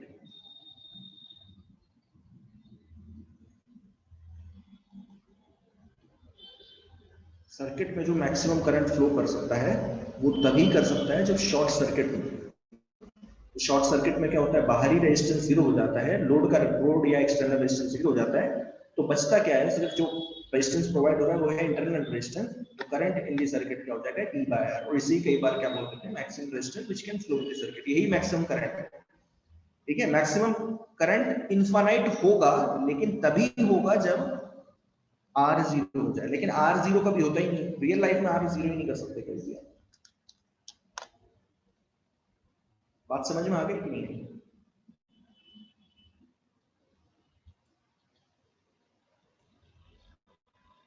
Yes sir. बहुत बढ़िया, ये हो गया, ठीक है पहला काम। अच्छा, ये जो काम चल रहा था ना अभी तक, ये जो काम चल रहा है, ध्यान देना, ये जो काम चल रहा है ये सिर्फ और सिर्फ कब है, डिस्चार्जिंग के टाइम पे। ध्यान देना, पूरा को पूरा काम किया है जब बैटरी डिस्चार्ज होती है। इस पूरे प्रोसेस में क्या हुआ, बैटरी बेचारी क्या कर रही है, बैटरी की क्या गलती है, बैटरी को तो, बैटरी के पास बेचारी केमिकल एनर्जी थी, अब वो जो है 1 कूलम आ रहा है बार बार, उसे एनर्जी दी जा रही है, और वो एनर्जी जो है किसको दे रहा है, जो डिवाइस लगा हुआ है बाहर। तो बैटरी की एनर्जी खुद कम होती जा रही है, केमिकल एनर्जी कम होती जाएगी, कम होती जाएगी, कम होती जाएगी, जब उसकी जीरो हो जाएगी एनर्जी, तो यानी कि वो डिस्चार्ज हो गई, पूरी की पूरी फुल्ली डिस्चार्ज हो गई। इस पूरे प्रोसेस में क्या होता है, बैटरी क्या हो रही है, ध्यान से समझना क्या बोल रहा हूं मैं, बैटरी क्या हो रही है, बैटरी इज डिस्चार्जिंग। यहां तक आया समझ में कि नहीं? ये पूरा काम क्या होगा,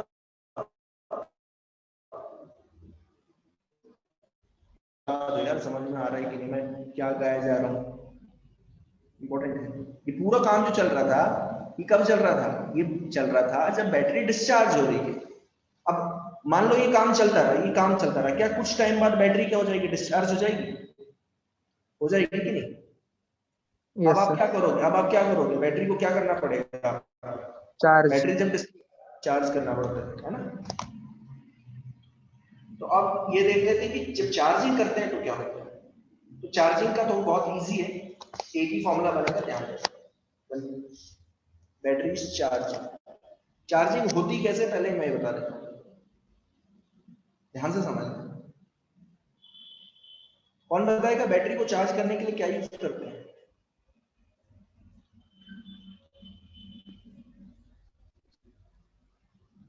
क्या यूज किया जाता है? बैटरी को चार्ज करने के लिए क्या यूज किया जाता है? भाई बहुत बड़ा सवाल पूछ लिया क्या? बैटरी अगर आप चार्ज करते हो, रोज तो करते हो यार, बताओ आप लोगों के पास मोबाइल है कि नहीं? सबके पास चार्जर यूज करते हैं, करंट नहीं चार्जर यूज करते हैं। हाँ, जो चार्जर है वो करंट ही प्रोवाइड करता है, लेकिन आप क्या बोलते हो, चार्जर यूज करते हैं, है ना? तो बैटरी को चार्ज करने के लिए चार्जर चाहिए। चार्जर एक, आपने देखा होगा सेल को जब चार्ज करते हैं तो आपने देखा होगा ऐसा लगा, उसमें एक कॉर्ड निकलती है, फिर आप उसे कहाँ डाल देते हो, मोबाइल में डाल देते हो, तो इसे बोलते हैं चार्जर। ठीक है, सबसे पहले ध्यान देना कि चार्ज किया कैसे जाता है, चार्ज करने का तरीका क्या होता है। ऐसे ध्यान देना, ध्यान से समझना क्या होता है चार्ज। चार्जर में भी यही होता है, ये है चार्जर, देखो ऐसे, ये है चार्जर। चार्जर बनता कैसे है वो हम देखेंगे, लेकिन यहां नहीं, सेमीकंडक्टर डिवाइसेस में देखेंगे कि चार्जर बनता कैसे है। चार्जर में भी क्या होता है, चार्जर में एक होता है हायर पोटेंशियल टर्मिनल और एक होता है लोअर पोटेंशियल टर्मिनल, ये होता है चार्जर में। और ये है आपका सेल, ध्यान से समझना, ये आपका सेल है जो बेचारा डिस्चार्ज हो चुका है।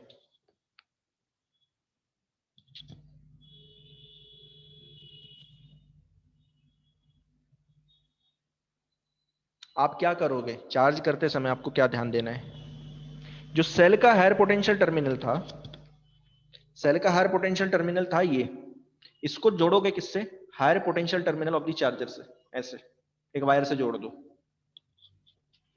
और जो नेगेटिव था, चार्जर का जो नेगेटिव है, उसे सेल के लोअर पोटेंशियल टर्मिनल से जोड़ दो।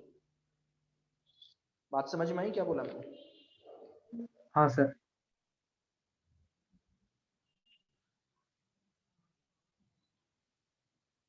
ठीक है, ये काम आपको करना है चार्जिंग के टाइम भी, ये होता है पॉजिटिव, चार्जर के पॉजिटिव को, higher potential of the charger को, चार्जर में भी यही चीज है। आप ऐसा सोचो चार्जर क्या है, चार्जर भी एक बैटरी है, आप ऐसा सोच रहे हैं, चार्जर कोई नई चीज नहीं होती, ये बिल्कुल वैसा ही है कि, चलो ये क्वेश्चन जब करवाऊंगा ना तो उसी से मैं बताऊंगा, बेटर यहां से ना बताऊं। चार्जर जो है, चार्जर में भी एक पॉजिटिव टर्मिनल होता है, एक नेगेटिव टर्मिनल होता है, सेल में भी वही है। तो आप क्या करोगे, सेल के हायर पोटेंशियल टर्मिनल को चार्जर के हायर पोटेंशियल टर्मिनल से लगा दोगे, एक चार्जर, एक वायर से, और यहाँ पे भी दूसरी साइड में। अब क्या होगा, ऐसे करंट फ्लो करेगा, देखो ऐसे,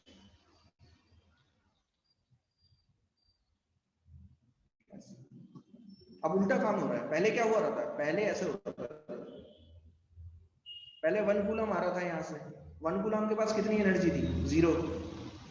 यहाँ पहुंचा 12 वोल्ट की बैटरी थी, यहाँ कितनी आ गई, 12 जूल। बात आ रही है समझ में? हाँ सर। अब आप ऐसे सोचो, अब आप ऐसे सोचो कि 220 वोल्ट का, मान लीजिए आपका सेल है 200 वोल्ट, ध्यान से समझना क्या बोल रहा हूं। तो आपको 200 वोल्ट नहीं लगाना है, 200 वोल्ट का चार्जर नहीं चाहिए होगा, 220 वोल्ट का चाहिए होगा, मतलब 200 से हायर वोल्टेज का जो है चार्जर चाहिए होगा। क्यों, ऐसा क्यों? उसका रीजन ये है कि ये भी वही काम करेगा, ये भी 1 कूलम को भेजेगा, ऐसे ऐसे 1 कूलम आएगा, लेकिन ये जो 1 कूलम आ रहा है इसके पास कितनी एनर्जी होगी, 220 जूल। उल्टा सोचो, आप उल्टा सोचोगे तो बहुत बढ़िया रहेगा। आप ऐसा सोचो, ऐसा समझो, दो उल्टा सोचो, यहां से गया 1 जूल, 1 जूल ऐसे गया, इसके पास 0 एनर्जी, 0 जूल, यहां पहुंचा 0 जूल। जैसे चार्जर के अंदर से गुजरा, चार्जर ने क्या दे दिया, इसे एनर्जी दे दी, कितनी, 220 जूल। समझ में आया? Yes sir. Yes sir. गया यहां से आया, ऐसे आया, यहाँ ऐसे, यहाँ पे पहुंचा। अब क्योंकि ये जो चार्ज है ये कहां जा रहा है, इनसाइड दी बैटरी, बताओ कहां से कहां जा रहा है, हाई टू लो कि low to high? High to low. High to low. तो जब ये यहाँ पे पहुंचेगा तो इसकी एनर्जी हो जाएगी 0। तो ये जो 220 जूल है ये गई कहाँ? सेल सेल के अंदर। सेल को दे दी उसने। बात आ गई समझ में? ये जो 220 जूल एनर्जी है ये किससे दे दी? सेल को दे दी। आया? हाँ सर। लेकिन अब एक चीज ध्यान देना कि सर आपने बोला 220 जूल दी, इसे तो सिर्फ 200 जूल की जरूरत थी, तो ये 20 जूल कहां गई?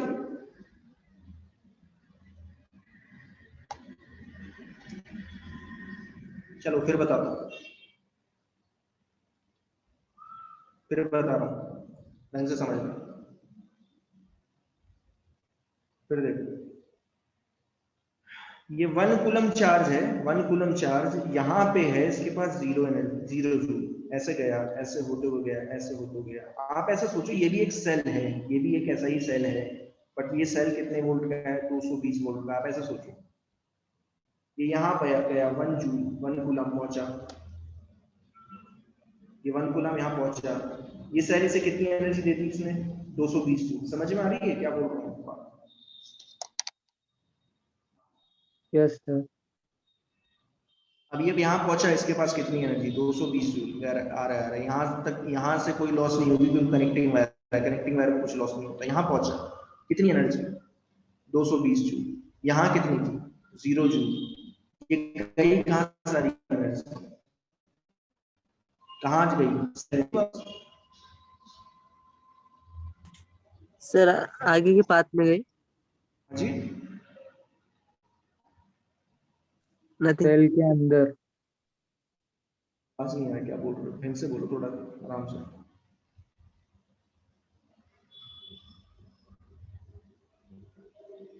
यस,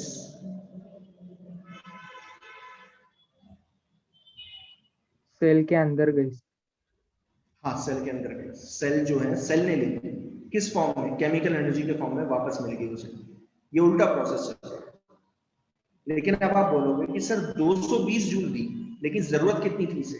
इसे तो 200 जूल की जरूरत है, क्योंकि 200 वोल्ट का है। तो ये 20 कहां गई? कौन बताएगा ये 20 कहां गई?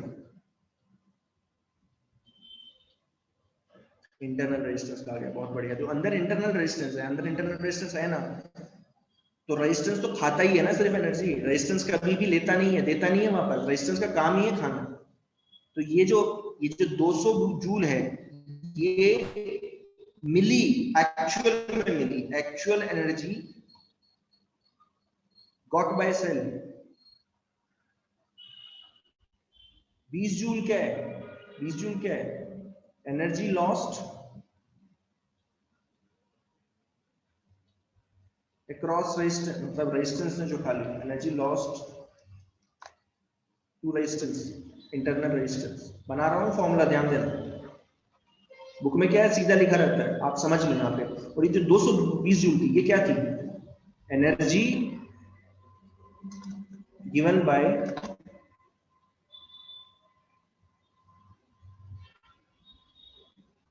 Charger to 1 coulomb. आया समझ में कि नहीं? Yes sir. ठीक है, तो फॉर्मूला देखो क्या बना।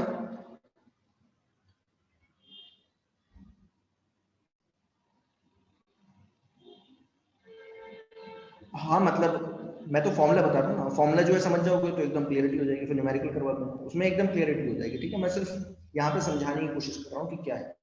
ठीक है, देखो जरा, फॉर्मूला बना ऐसे, energy given by charger to 1 coulomb plus 1 coulomb. ठीक है, ये किसके इक्वल? अच्छा, इसी को आप क्या बोलेंगे? इसी को बोला जाएगा V। क्या है ये? Terminal potential difference.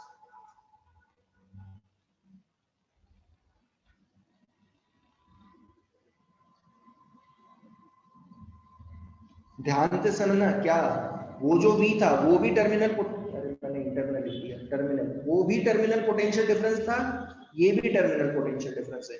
वहां पे जो टर्मिनल पोटेंशियल डिफरेंस बताया था वो था actual energy given by cell to 1 coulomb. ये क्या है, actual energy given by charger to 1 coulomb, ध्यान देना, ठीक है। ये किसके इक्वल होगा,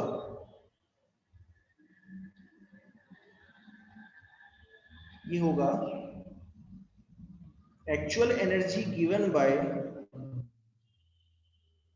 1 coulomb to the cell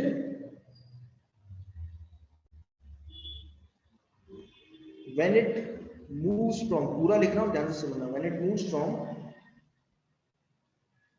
high potential terminal to low potential terminal, उल्टा करंट फ्लो कर रहा है, ध्यान देना इस सर्किट में उल्टा करंट फ्लो कर रहा है, देख लो जरा ढंग से। अगर डिस्चार्ज करता है सेल, तो बाहर करंट कैसे फ्लो करता है, lower potential terminal to higher potential of the cell, ठीक है ना। लेकिन जब सेल चार्ज हो रहा होता है तो करंट बाहर सर्किट में बाहर सर्किट में कैसे फ्लो कर रहा होता है, लोअर टू हायर, उल्टा कर रहा होता है। तो याद रखना है चीज। इसमें से क्या माइनस कर दिया जाए, इसमें से माइनस किया जाएगा एनर्जी इंटरनल रेजिस्टेंस, हाँ, लॉस्ट इन इंटरनल रेजिस्टेंस, नहीं माइनस नहीं किया जाएगा, सॉरी देखा नहीं, ऐड, देखो add, energy lost in internal resistance. अच्छा ये क्या था, ये था E और ये क्या था IR। तो फॉर्मूला क्या बना, E is equal to E plus IR। ये है चार्जिंग के टाइम पे। फॉर्मूले उल्टे हैं, फॉर्मूले हैं उल्टे, ध्यान देना। टर्मिनल पोटेंशियल डिफरेंस है V, E है EMF, I है करंट और स्मॉल r है इंटरनल रेजिस्टेंस।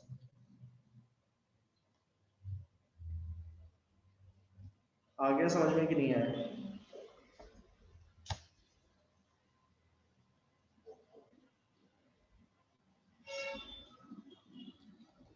दो फॉर्मूले लिख दिए हैं, बताइए ये कब यूज होगा?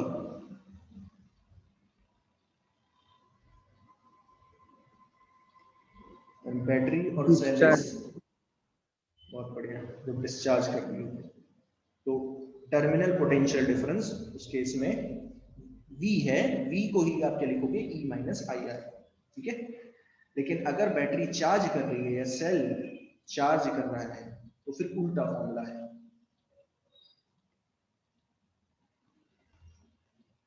ये है इस तरीके से। ये एक्चुअल में आज का पूरा ये समझ में आ गया नहीं? ये अगर समझ में आ गया तो इसमें अब क्या है, कोई दिक्कत नहीं, कोई दिक्कत नहीं आने वाली है। अब आपको आया कि नहीं आया? Yes sir. ठीक है, पूरा है तो बता दिया इस तरीके से, आपको समझ में आएगा, ठीक है। यहाँ पे मैंने इस तरीके से पूरा शो करके भी दिखा दिया बैटरी चार्जिंग के टाइम का। चलिए अब एक तो न्यूमेरिकल करते हैं, फिर जो है मुझे कॉम्बिनेशन बताना है। कॉम्बिनेशन कि अगर मान लीजिए सर्किट में 2, 3, 4, 5, 6 ऐसे जो है सेल लगे हुए हैं सीरीज पैरेलल में, उसमें इफेक्टिव एक सेल अगर आपको लगाना है तो फिर कॉम्बिनेशन हो जाएगा।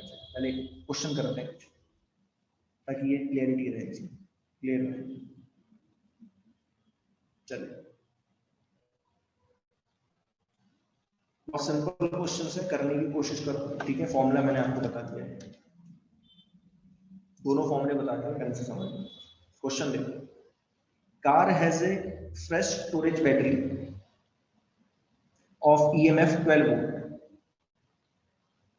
बैटरी उसका इंटरनल रेजिस्टेंस दोनों ही प्रोवाइड करूंगा, आप लिखूंगा दोनों ही लिखूंगा, एक के साथ लिखूंगा। कितना? 12 वोल्ट। और यहाँ पे ना बेटर ये है कि आप क्या करोगे, एक छोटा सा रेजिस्टेंस बना देना और ऐसे बॉक्स में बंद कर देना, समझ जाना कि ये क्या है, सेल है। दोनों चीजें आ जाती हैं।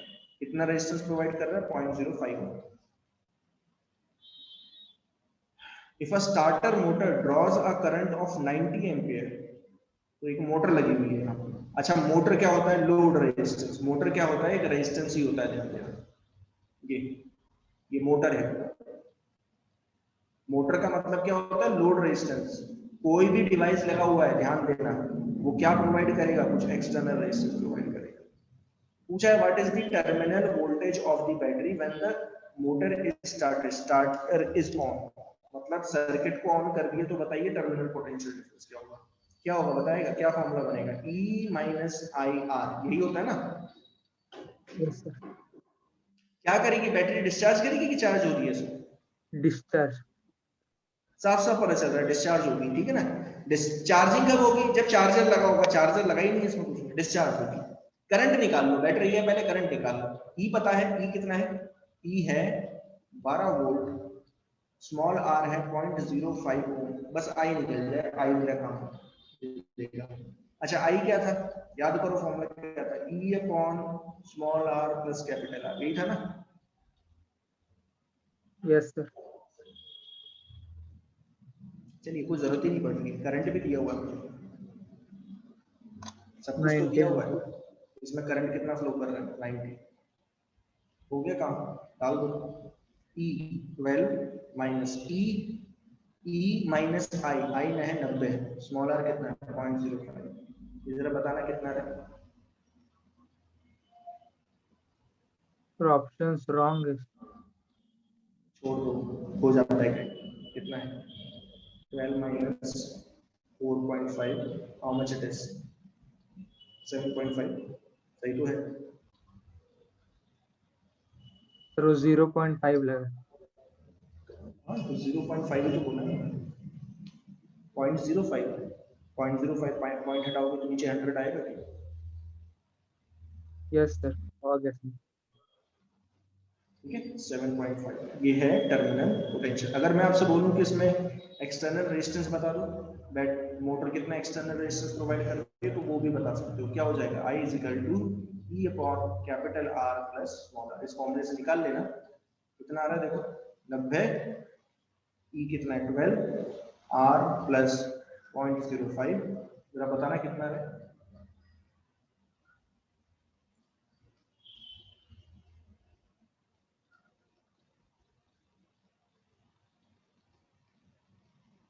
12 माइनस 4.5, 7.5, आर कितना आ गया 7.5 बाई 90, दैट्स इट। आ गया समझ में कि नहीं आया, Yes, sir. सिंपल क्वेश्चन है, कोई बहुत बड़े क्वेश्चन नहीं है। अगर थ्योरी समझ में आ गई ना, ढंग से कुछ भी नहीं है, बसता नहीं है इसमें। ठीक है बसता नहीं है, बताओ जरा नेक्स्ट देखो,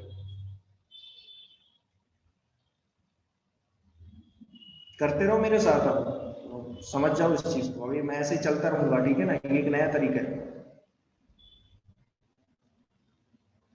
चलिए नेक्स्ट बताइए, कौन बताएगा क्या आंसर होगा। ये तो बहुत सिंपल है, storage battery of the car is of EMF 12 volt, internal resistance कितना 0.4 ओम। पूछ रहा है what is the maximum current that can be drawn from the battery, बताओ ये मैक्सिमम करंट कब फ्लो करता है। Sir, जब external resistance ना लगाओ. हाँ एक्सटर्नल रेजिस्टेंस ना लगाओ, सिर्फ एक वायर लगी तो कर लेगा मैक्सिमम करंट कितना है 12 डिवाइडेड बाय 0.4,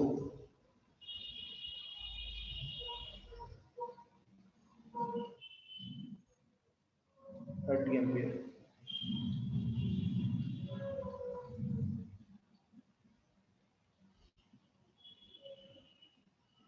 आया कि नहीं आया। Yes, sir.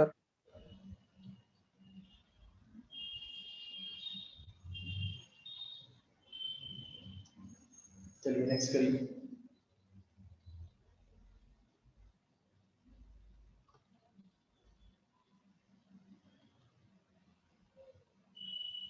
करिए जल्दी बताइए, जल्दी जल्दी, छोटे छोटे क्वेश्चंस हैं, इससे समझ क्लियरिटी बढ़ेगी, फिर आगे चलिए।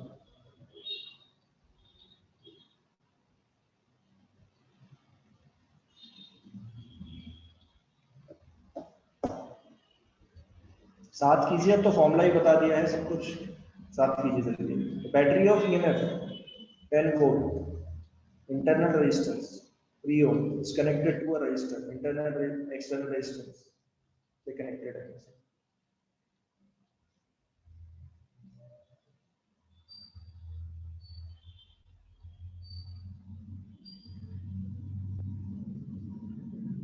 किसी का? Current in the circuit 0.5 ampere. पूछ रहा है what is the resistance of the external resistance and terminal potential difference across the battery।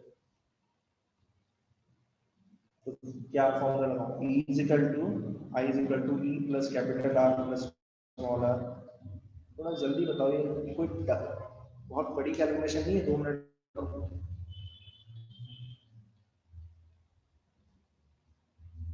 Option D, half ampere current flow कर रहा है, E है 10, कैपिटल R निकालना है, स्मॉल r है 3, तो R प्लस 3 कितना आ गया? 20, R कितना आ गया? 17 ओम।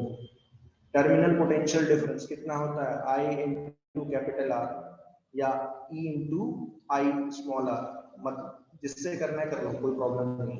टर्मिनल पोटेंशियल डिफरेंस हो जाएगा half into 17, that is 8.5 volt. D option. ठीक है, कोई प्रॉब्लम तो नहीं? नेक्स्ट देखो।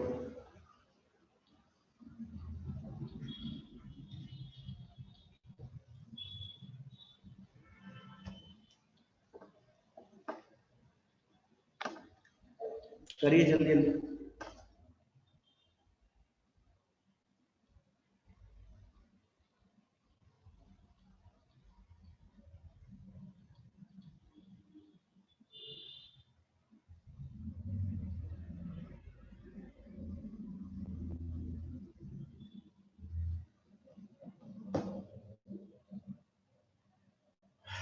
A cell of EMF and internal resistance E and R gives a current of 0.5 ampere when the external resistance is 12 ohm। मतलब अगर आपने बाहर 12 ओम एक्सटर्नल रेजिस्टेंस लगा रखा है,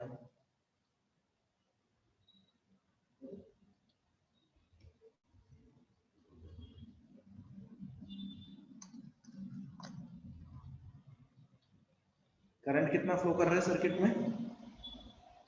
0.25 ampere.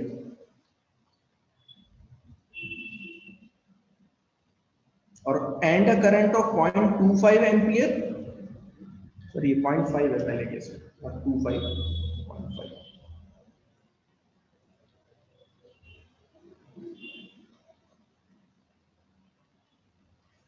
and a current of 0.25 ampere when the external resistance is 25 ohm। तो दूसरा circuit भी बना लो ऐसे ही।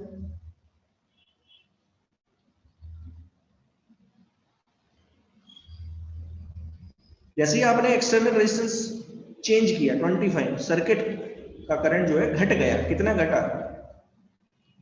हाफ हो गया।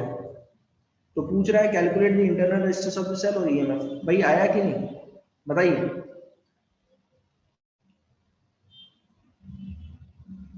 यहाँ क्या होगा? Half is equal to 12 upon capital R plus small r, not 12, E upon 12 plus R। ये है मेरी पहली इक्वेशन, इस सर्किट से आई। और इसमें देखो क्या आ रही है? 1/4, 1.25 यानी कि 1/4, ठीक है, इज इक्वल टू होगा E अपॉन 25 प्लस R। ये दूसरी इक्वेशन है, इन दोनों को सॉल्व कर दो, आ जाएगा आपका A। ओके, बहुत बढ़िया। कैसे करें? दोनों को क्या कर दो? डिवाइड कर दो, या E यहां से निकाल लो, E आ जाएगा 12 प्लस R/2, और यहां से ही निकाल लो, वो कितना आ गया? 12 plus 25 plus R small r/4। दोनों को इक्वेट कर दो, R पता चल जाएगा, यहां से इक्वेट कर दो।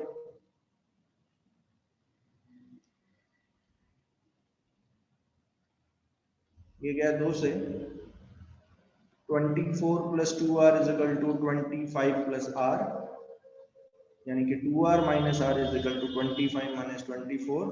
तो R कितना आ गया? 1, ठीक है। और E कितना आ गया? E अब R किसी में भी डाल दो, 12 प्लस 1/2, 13/2, कितना आ गया? 6.5। समझ में आया कि नहीं? तो क्या है? A।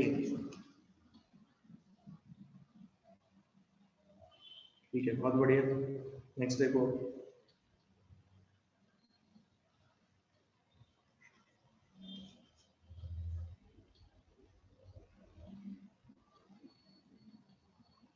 जल्दी जल्दी करो, धड़ाधड़।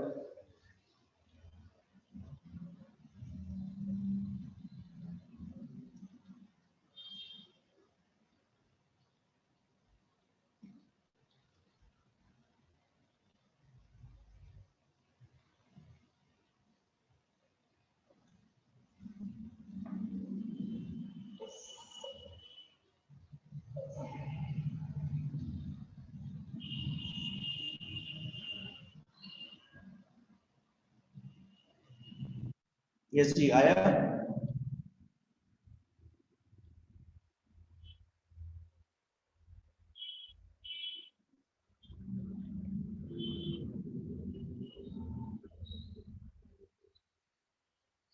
ईएमएफ ऑफ द सेल कितना है? 1.5 वोल्ट। ठीक है, ओके, आ गया मेरे ख्याल से 1 ओम, बहुत बढ़िया। ठीक है, बोल रहा है अगर मैं 14 ओम के एक एक्सटर्नल रेजिस्टेंस के साथ कनेक्ट करूं तो टर्मिनल पोटेंशियल डिफरेंस जो हो जाता है वो आता है 1.4 वोल्ट। तो बैटरी डिस्चार्ज कर रही है, तो बैटरी डिस्चार्ज कर रही है तो आप निकाल सकते हो ई क्या हो जाएगा। बी जो होगा वो होगा ई माइनस आई आर, या इसी को लिख सकते हैं I इंटू कैपिटल R, या इसी को लिख सकते हैं, ध्यान देना, E upon capital R plus small r into R। ध्यान देना क्या लिख रहा हूँ, तीन देखो बना दिए, ठीक है ना। अब आप कौन सा यूज करोगे? बेटर यही है, दोनों यूज करो, इससे आ जाएगा 2 मिनट में। Is equal to E plus capital R plus small r into capital R। Terminal potential difference है 1.4,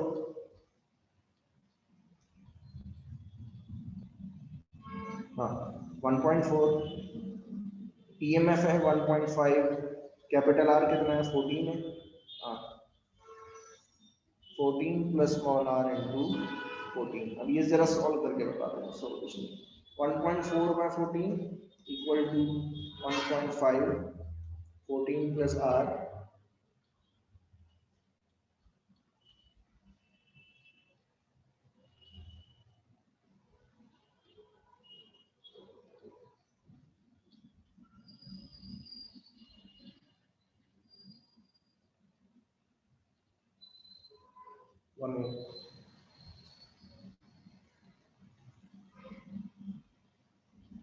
बहुत बढ़िया।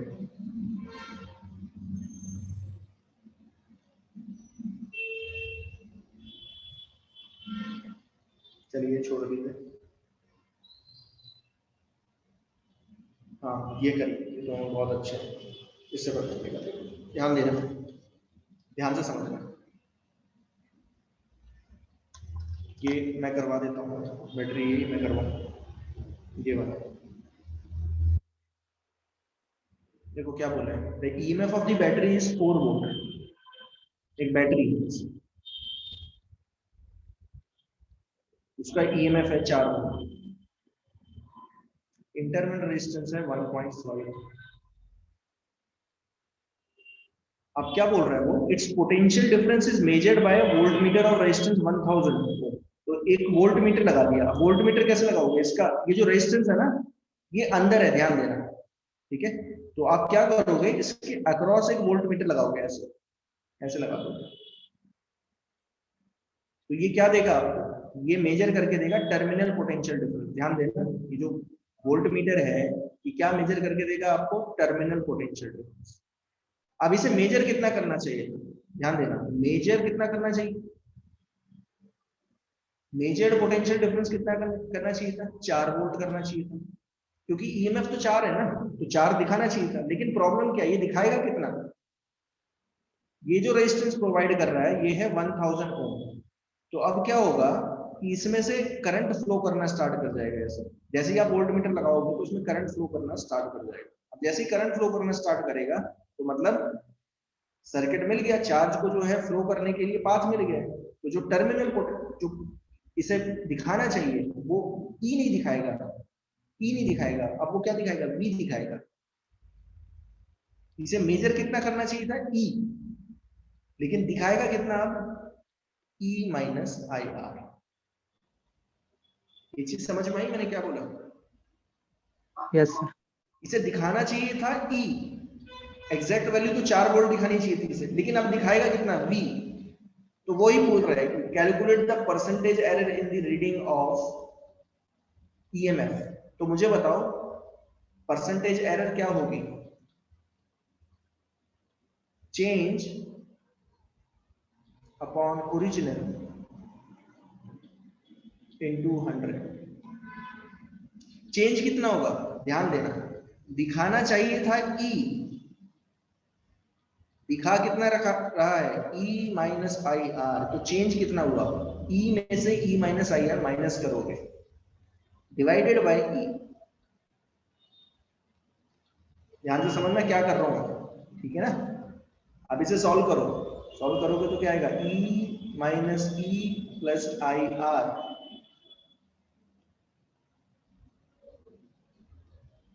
ये कैंसिल आउट हुआ। अब इसमें बस वैल्यू डाल दो सारी। ये भी ठीक है, बिल्कुल ठीक है, कोई प्रॉब्लम नहीं। करंट सर्किट में फ्लो करेगा E upon capital R plus small r।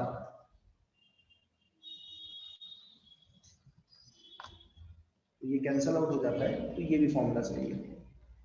तो इसमें बेटर ये है आप इस फॉर्मूले को यूज कर लेना, ये आपका आंसर दे देगा। बात आगे समझ में कि नहीं? Yes sir. अब देख लो, स्मॉल r और कैपिटल R दिया हुआ है, 1.5 दिया हुआ है, तो कितना आ जाएगा, 1.5 डिवाइडेड बाय 1.5 प्लस 1000 इनटू 100।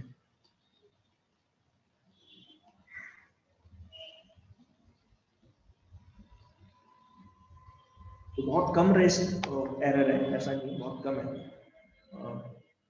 0.15 के करीब आ रही है, बहुत कम है, लेकिन है तो थोड़ी बहुत एरर जो है वो भी शो करके दे देते हैं।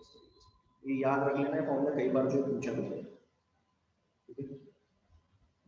ये कई बार इसी को बोला जाता है, इसको नाम दे देता हूँ मैं, ध्यान देना इसको। ये तो बोला ही जाता है परसेंटेज एरर, ध्यान देना, लेकिन इसी को एक और चीज बोली जाती है, एफिशिएंसी ऑफ सोर्स और सेल। कुछ आया समझ में क्या बोला मैंने, एफिशिएंसी ऑफ सोर्स और सेल।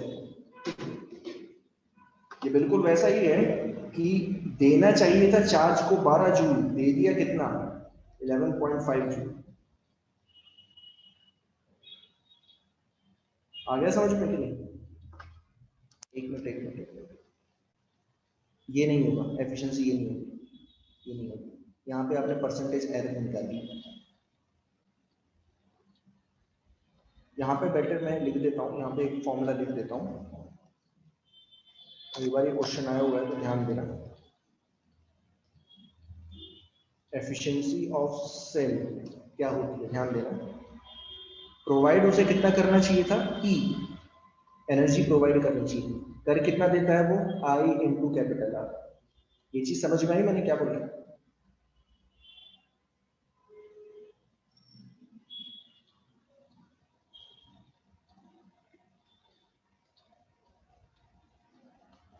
ये बनता है, याद रख लेना, बेटर ये है, कई बार क्वेश्चन आ जाता है, ठीक है?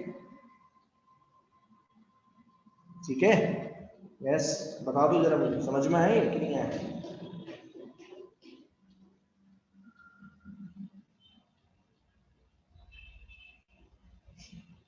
हाँ, terminal potential difference divided by EMF into 100। ये बिल्कुल वैसा ही है कि मान लीजिए आपको देनी चाहिए थी 12 जूल, मिलनी चाहिए थी 12 जूल, मिली कितनी, 11.5। ये बिल्कुल वही है, अगर मैंने देखोगे तो ये बिल्कुल वैसे रखा है, इनटू 100, क्योंकि परसेंटेज में निकालोगे तो इनटू 100 करना पड़ेगा। ये मिलनी चाहिए थी ई, मिली कितनी, आई आर, इनटू 100। तो ये एफिशिएंसी ऑफ सेल हो गया, ठीक है, याद रखिए। कहीं पे भी यूज करने को आ जाए तो कर लें।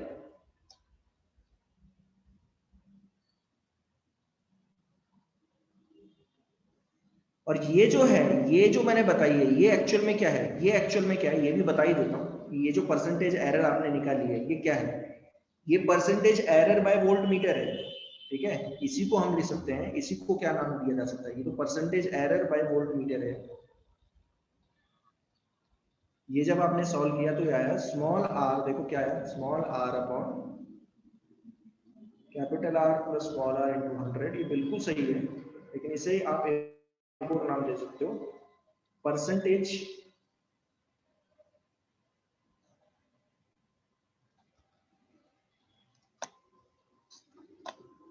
Percent heat loss, percentage heat loss in external resistance.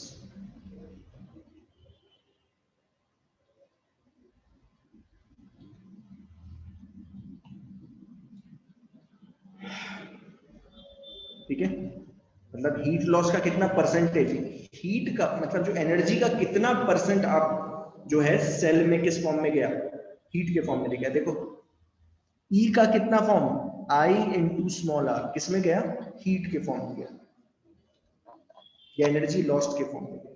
ठीक है, इस तरीके से सोच सकते हो, दोनों फॉर्म में लिख दिए मैंने।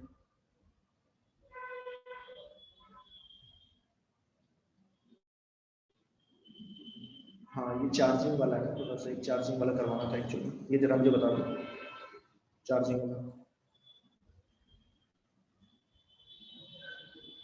चार्जिंग वाला बता दो जरा, ये बता दो जरा क्या होगा।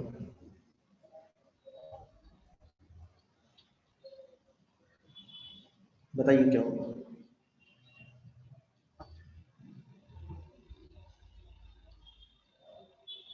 क्या दिया हुआ है इसमें, potential difference between the terminals of the cell 6 volt battery,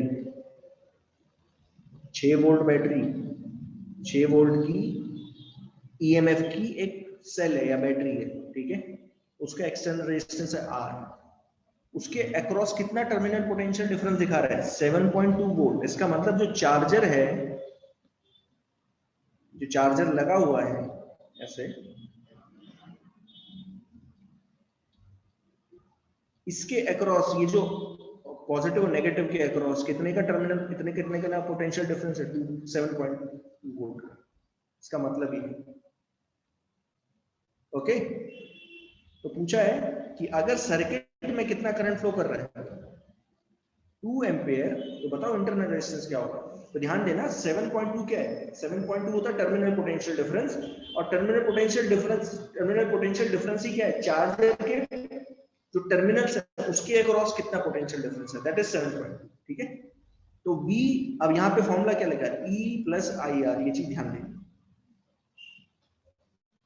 ठीक है, E कितना है 6, करंट कितना फ्लो कर रहा है 2, स्मॉल आर निकालना है, और V टर्मिनल पोटेंशियल डिफरेंस कितना है 7.2। तो यहां से आप निकाल सकते हो 1.2 divided by 2 is equal to R 0.6।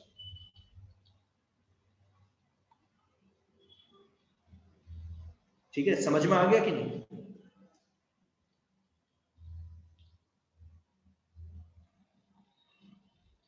चलिए ठीक है, तो मेरे ख्याल से आज के लिए काफी है, और कॉम्बिनेशन ऑफ सेल देखेंगे, अगर होता है तो इसी क्लास में कर लेंगे। ठीक है, नेक्स्ट जो क्लास है, कल जो क्लास होगी उसमें मैं कॉम्बिनेशन बताऊंगा, क्योंकि छोटा सा टॉपिक है, जल्दी समझ में आ जाएगा, कोई प्रॉब्लम नहीं। चलिए ठीक है, थैंक यू। ये पार्ट जो है आज कर लेना प्लीज, मैं बता रहा हूँ कर लेना, ठीक है, पढ़ लेना, समझ में आ जाएगा, आज ही समझ में आ जाएगा, और अगर वरना क्या है, भूल जाता है इंसान। ठीक है, आज ही कर लेना। Thank you. Thank you, sir. Okay.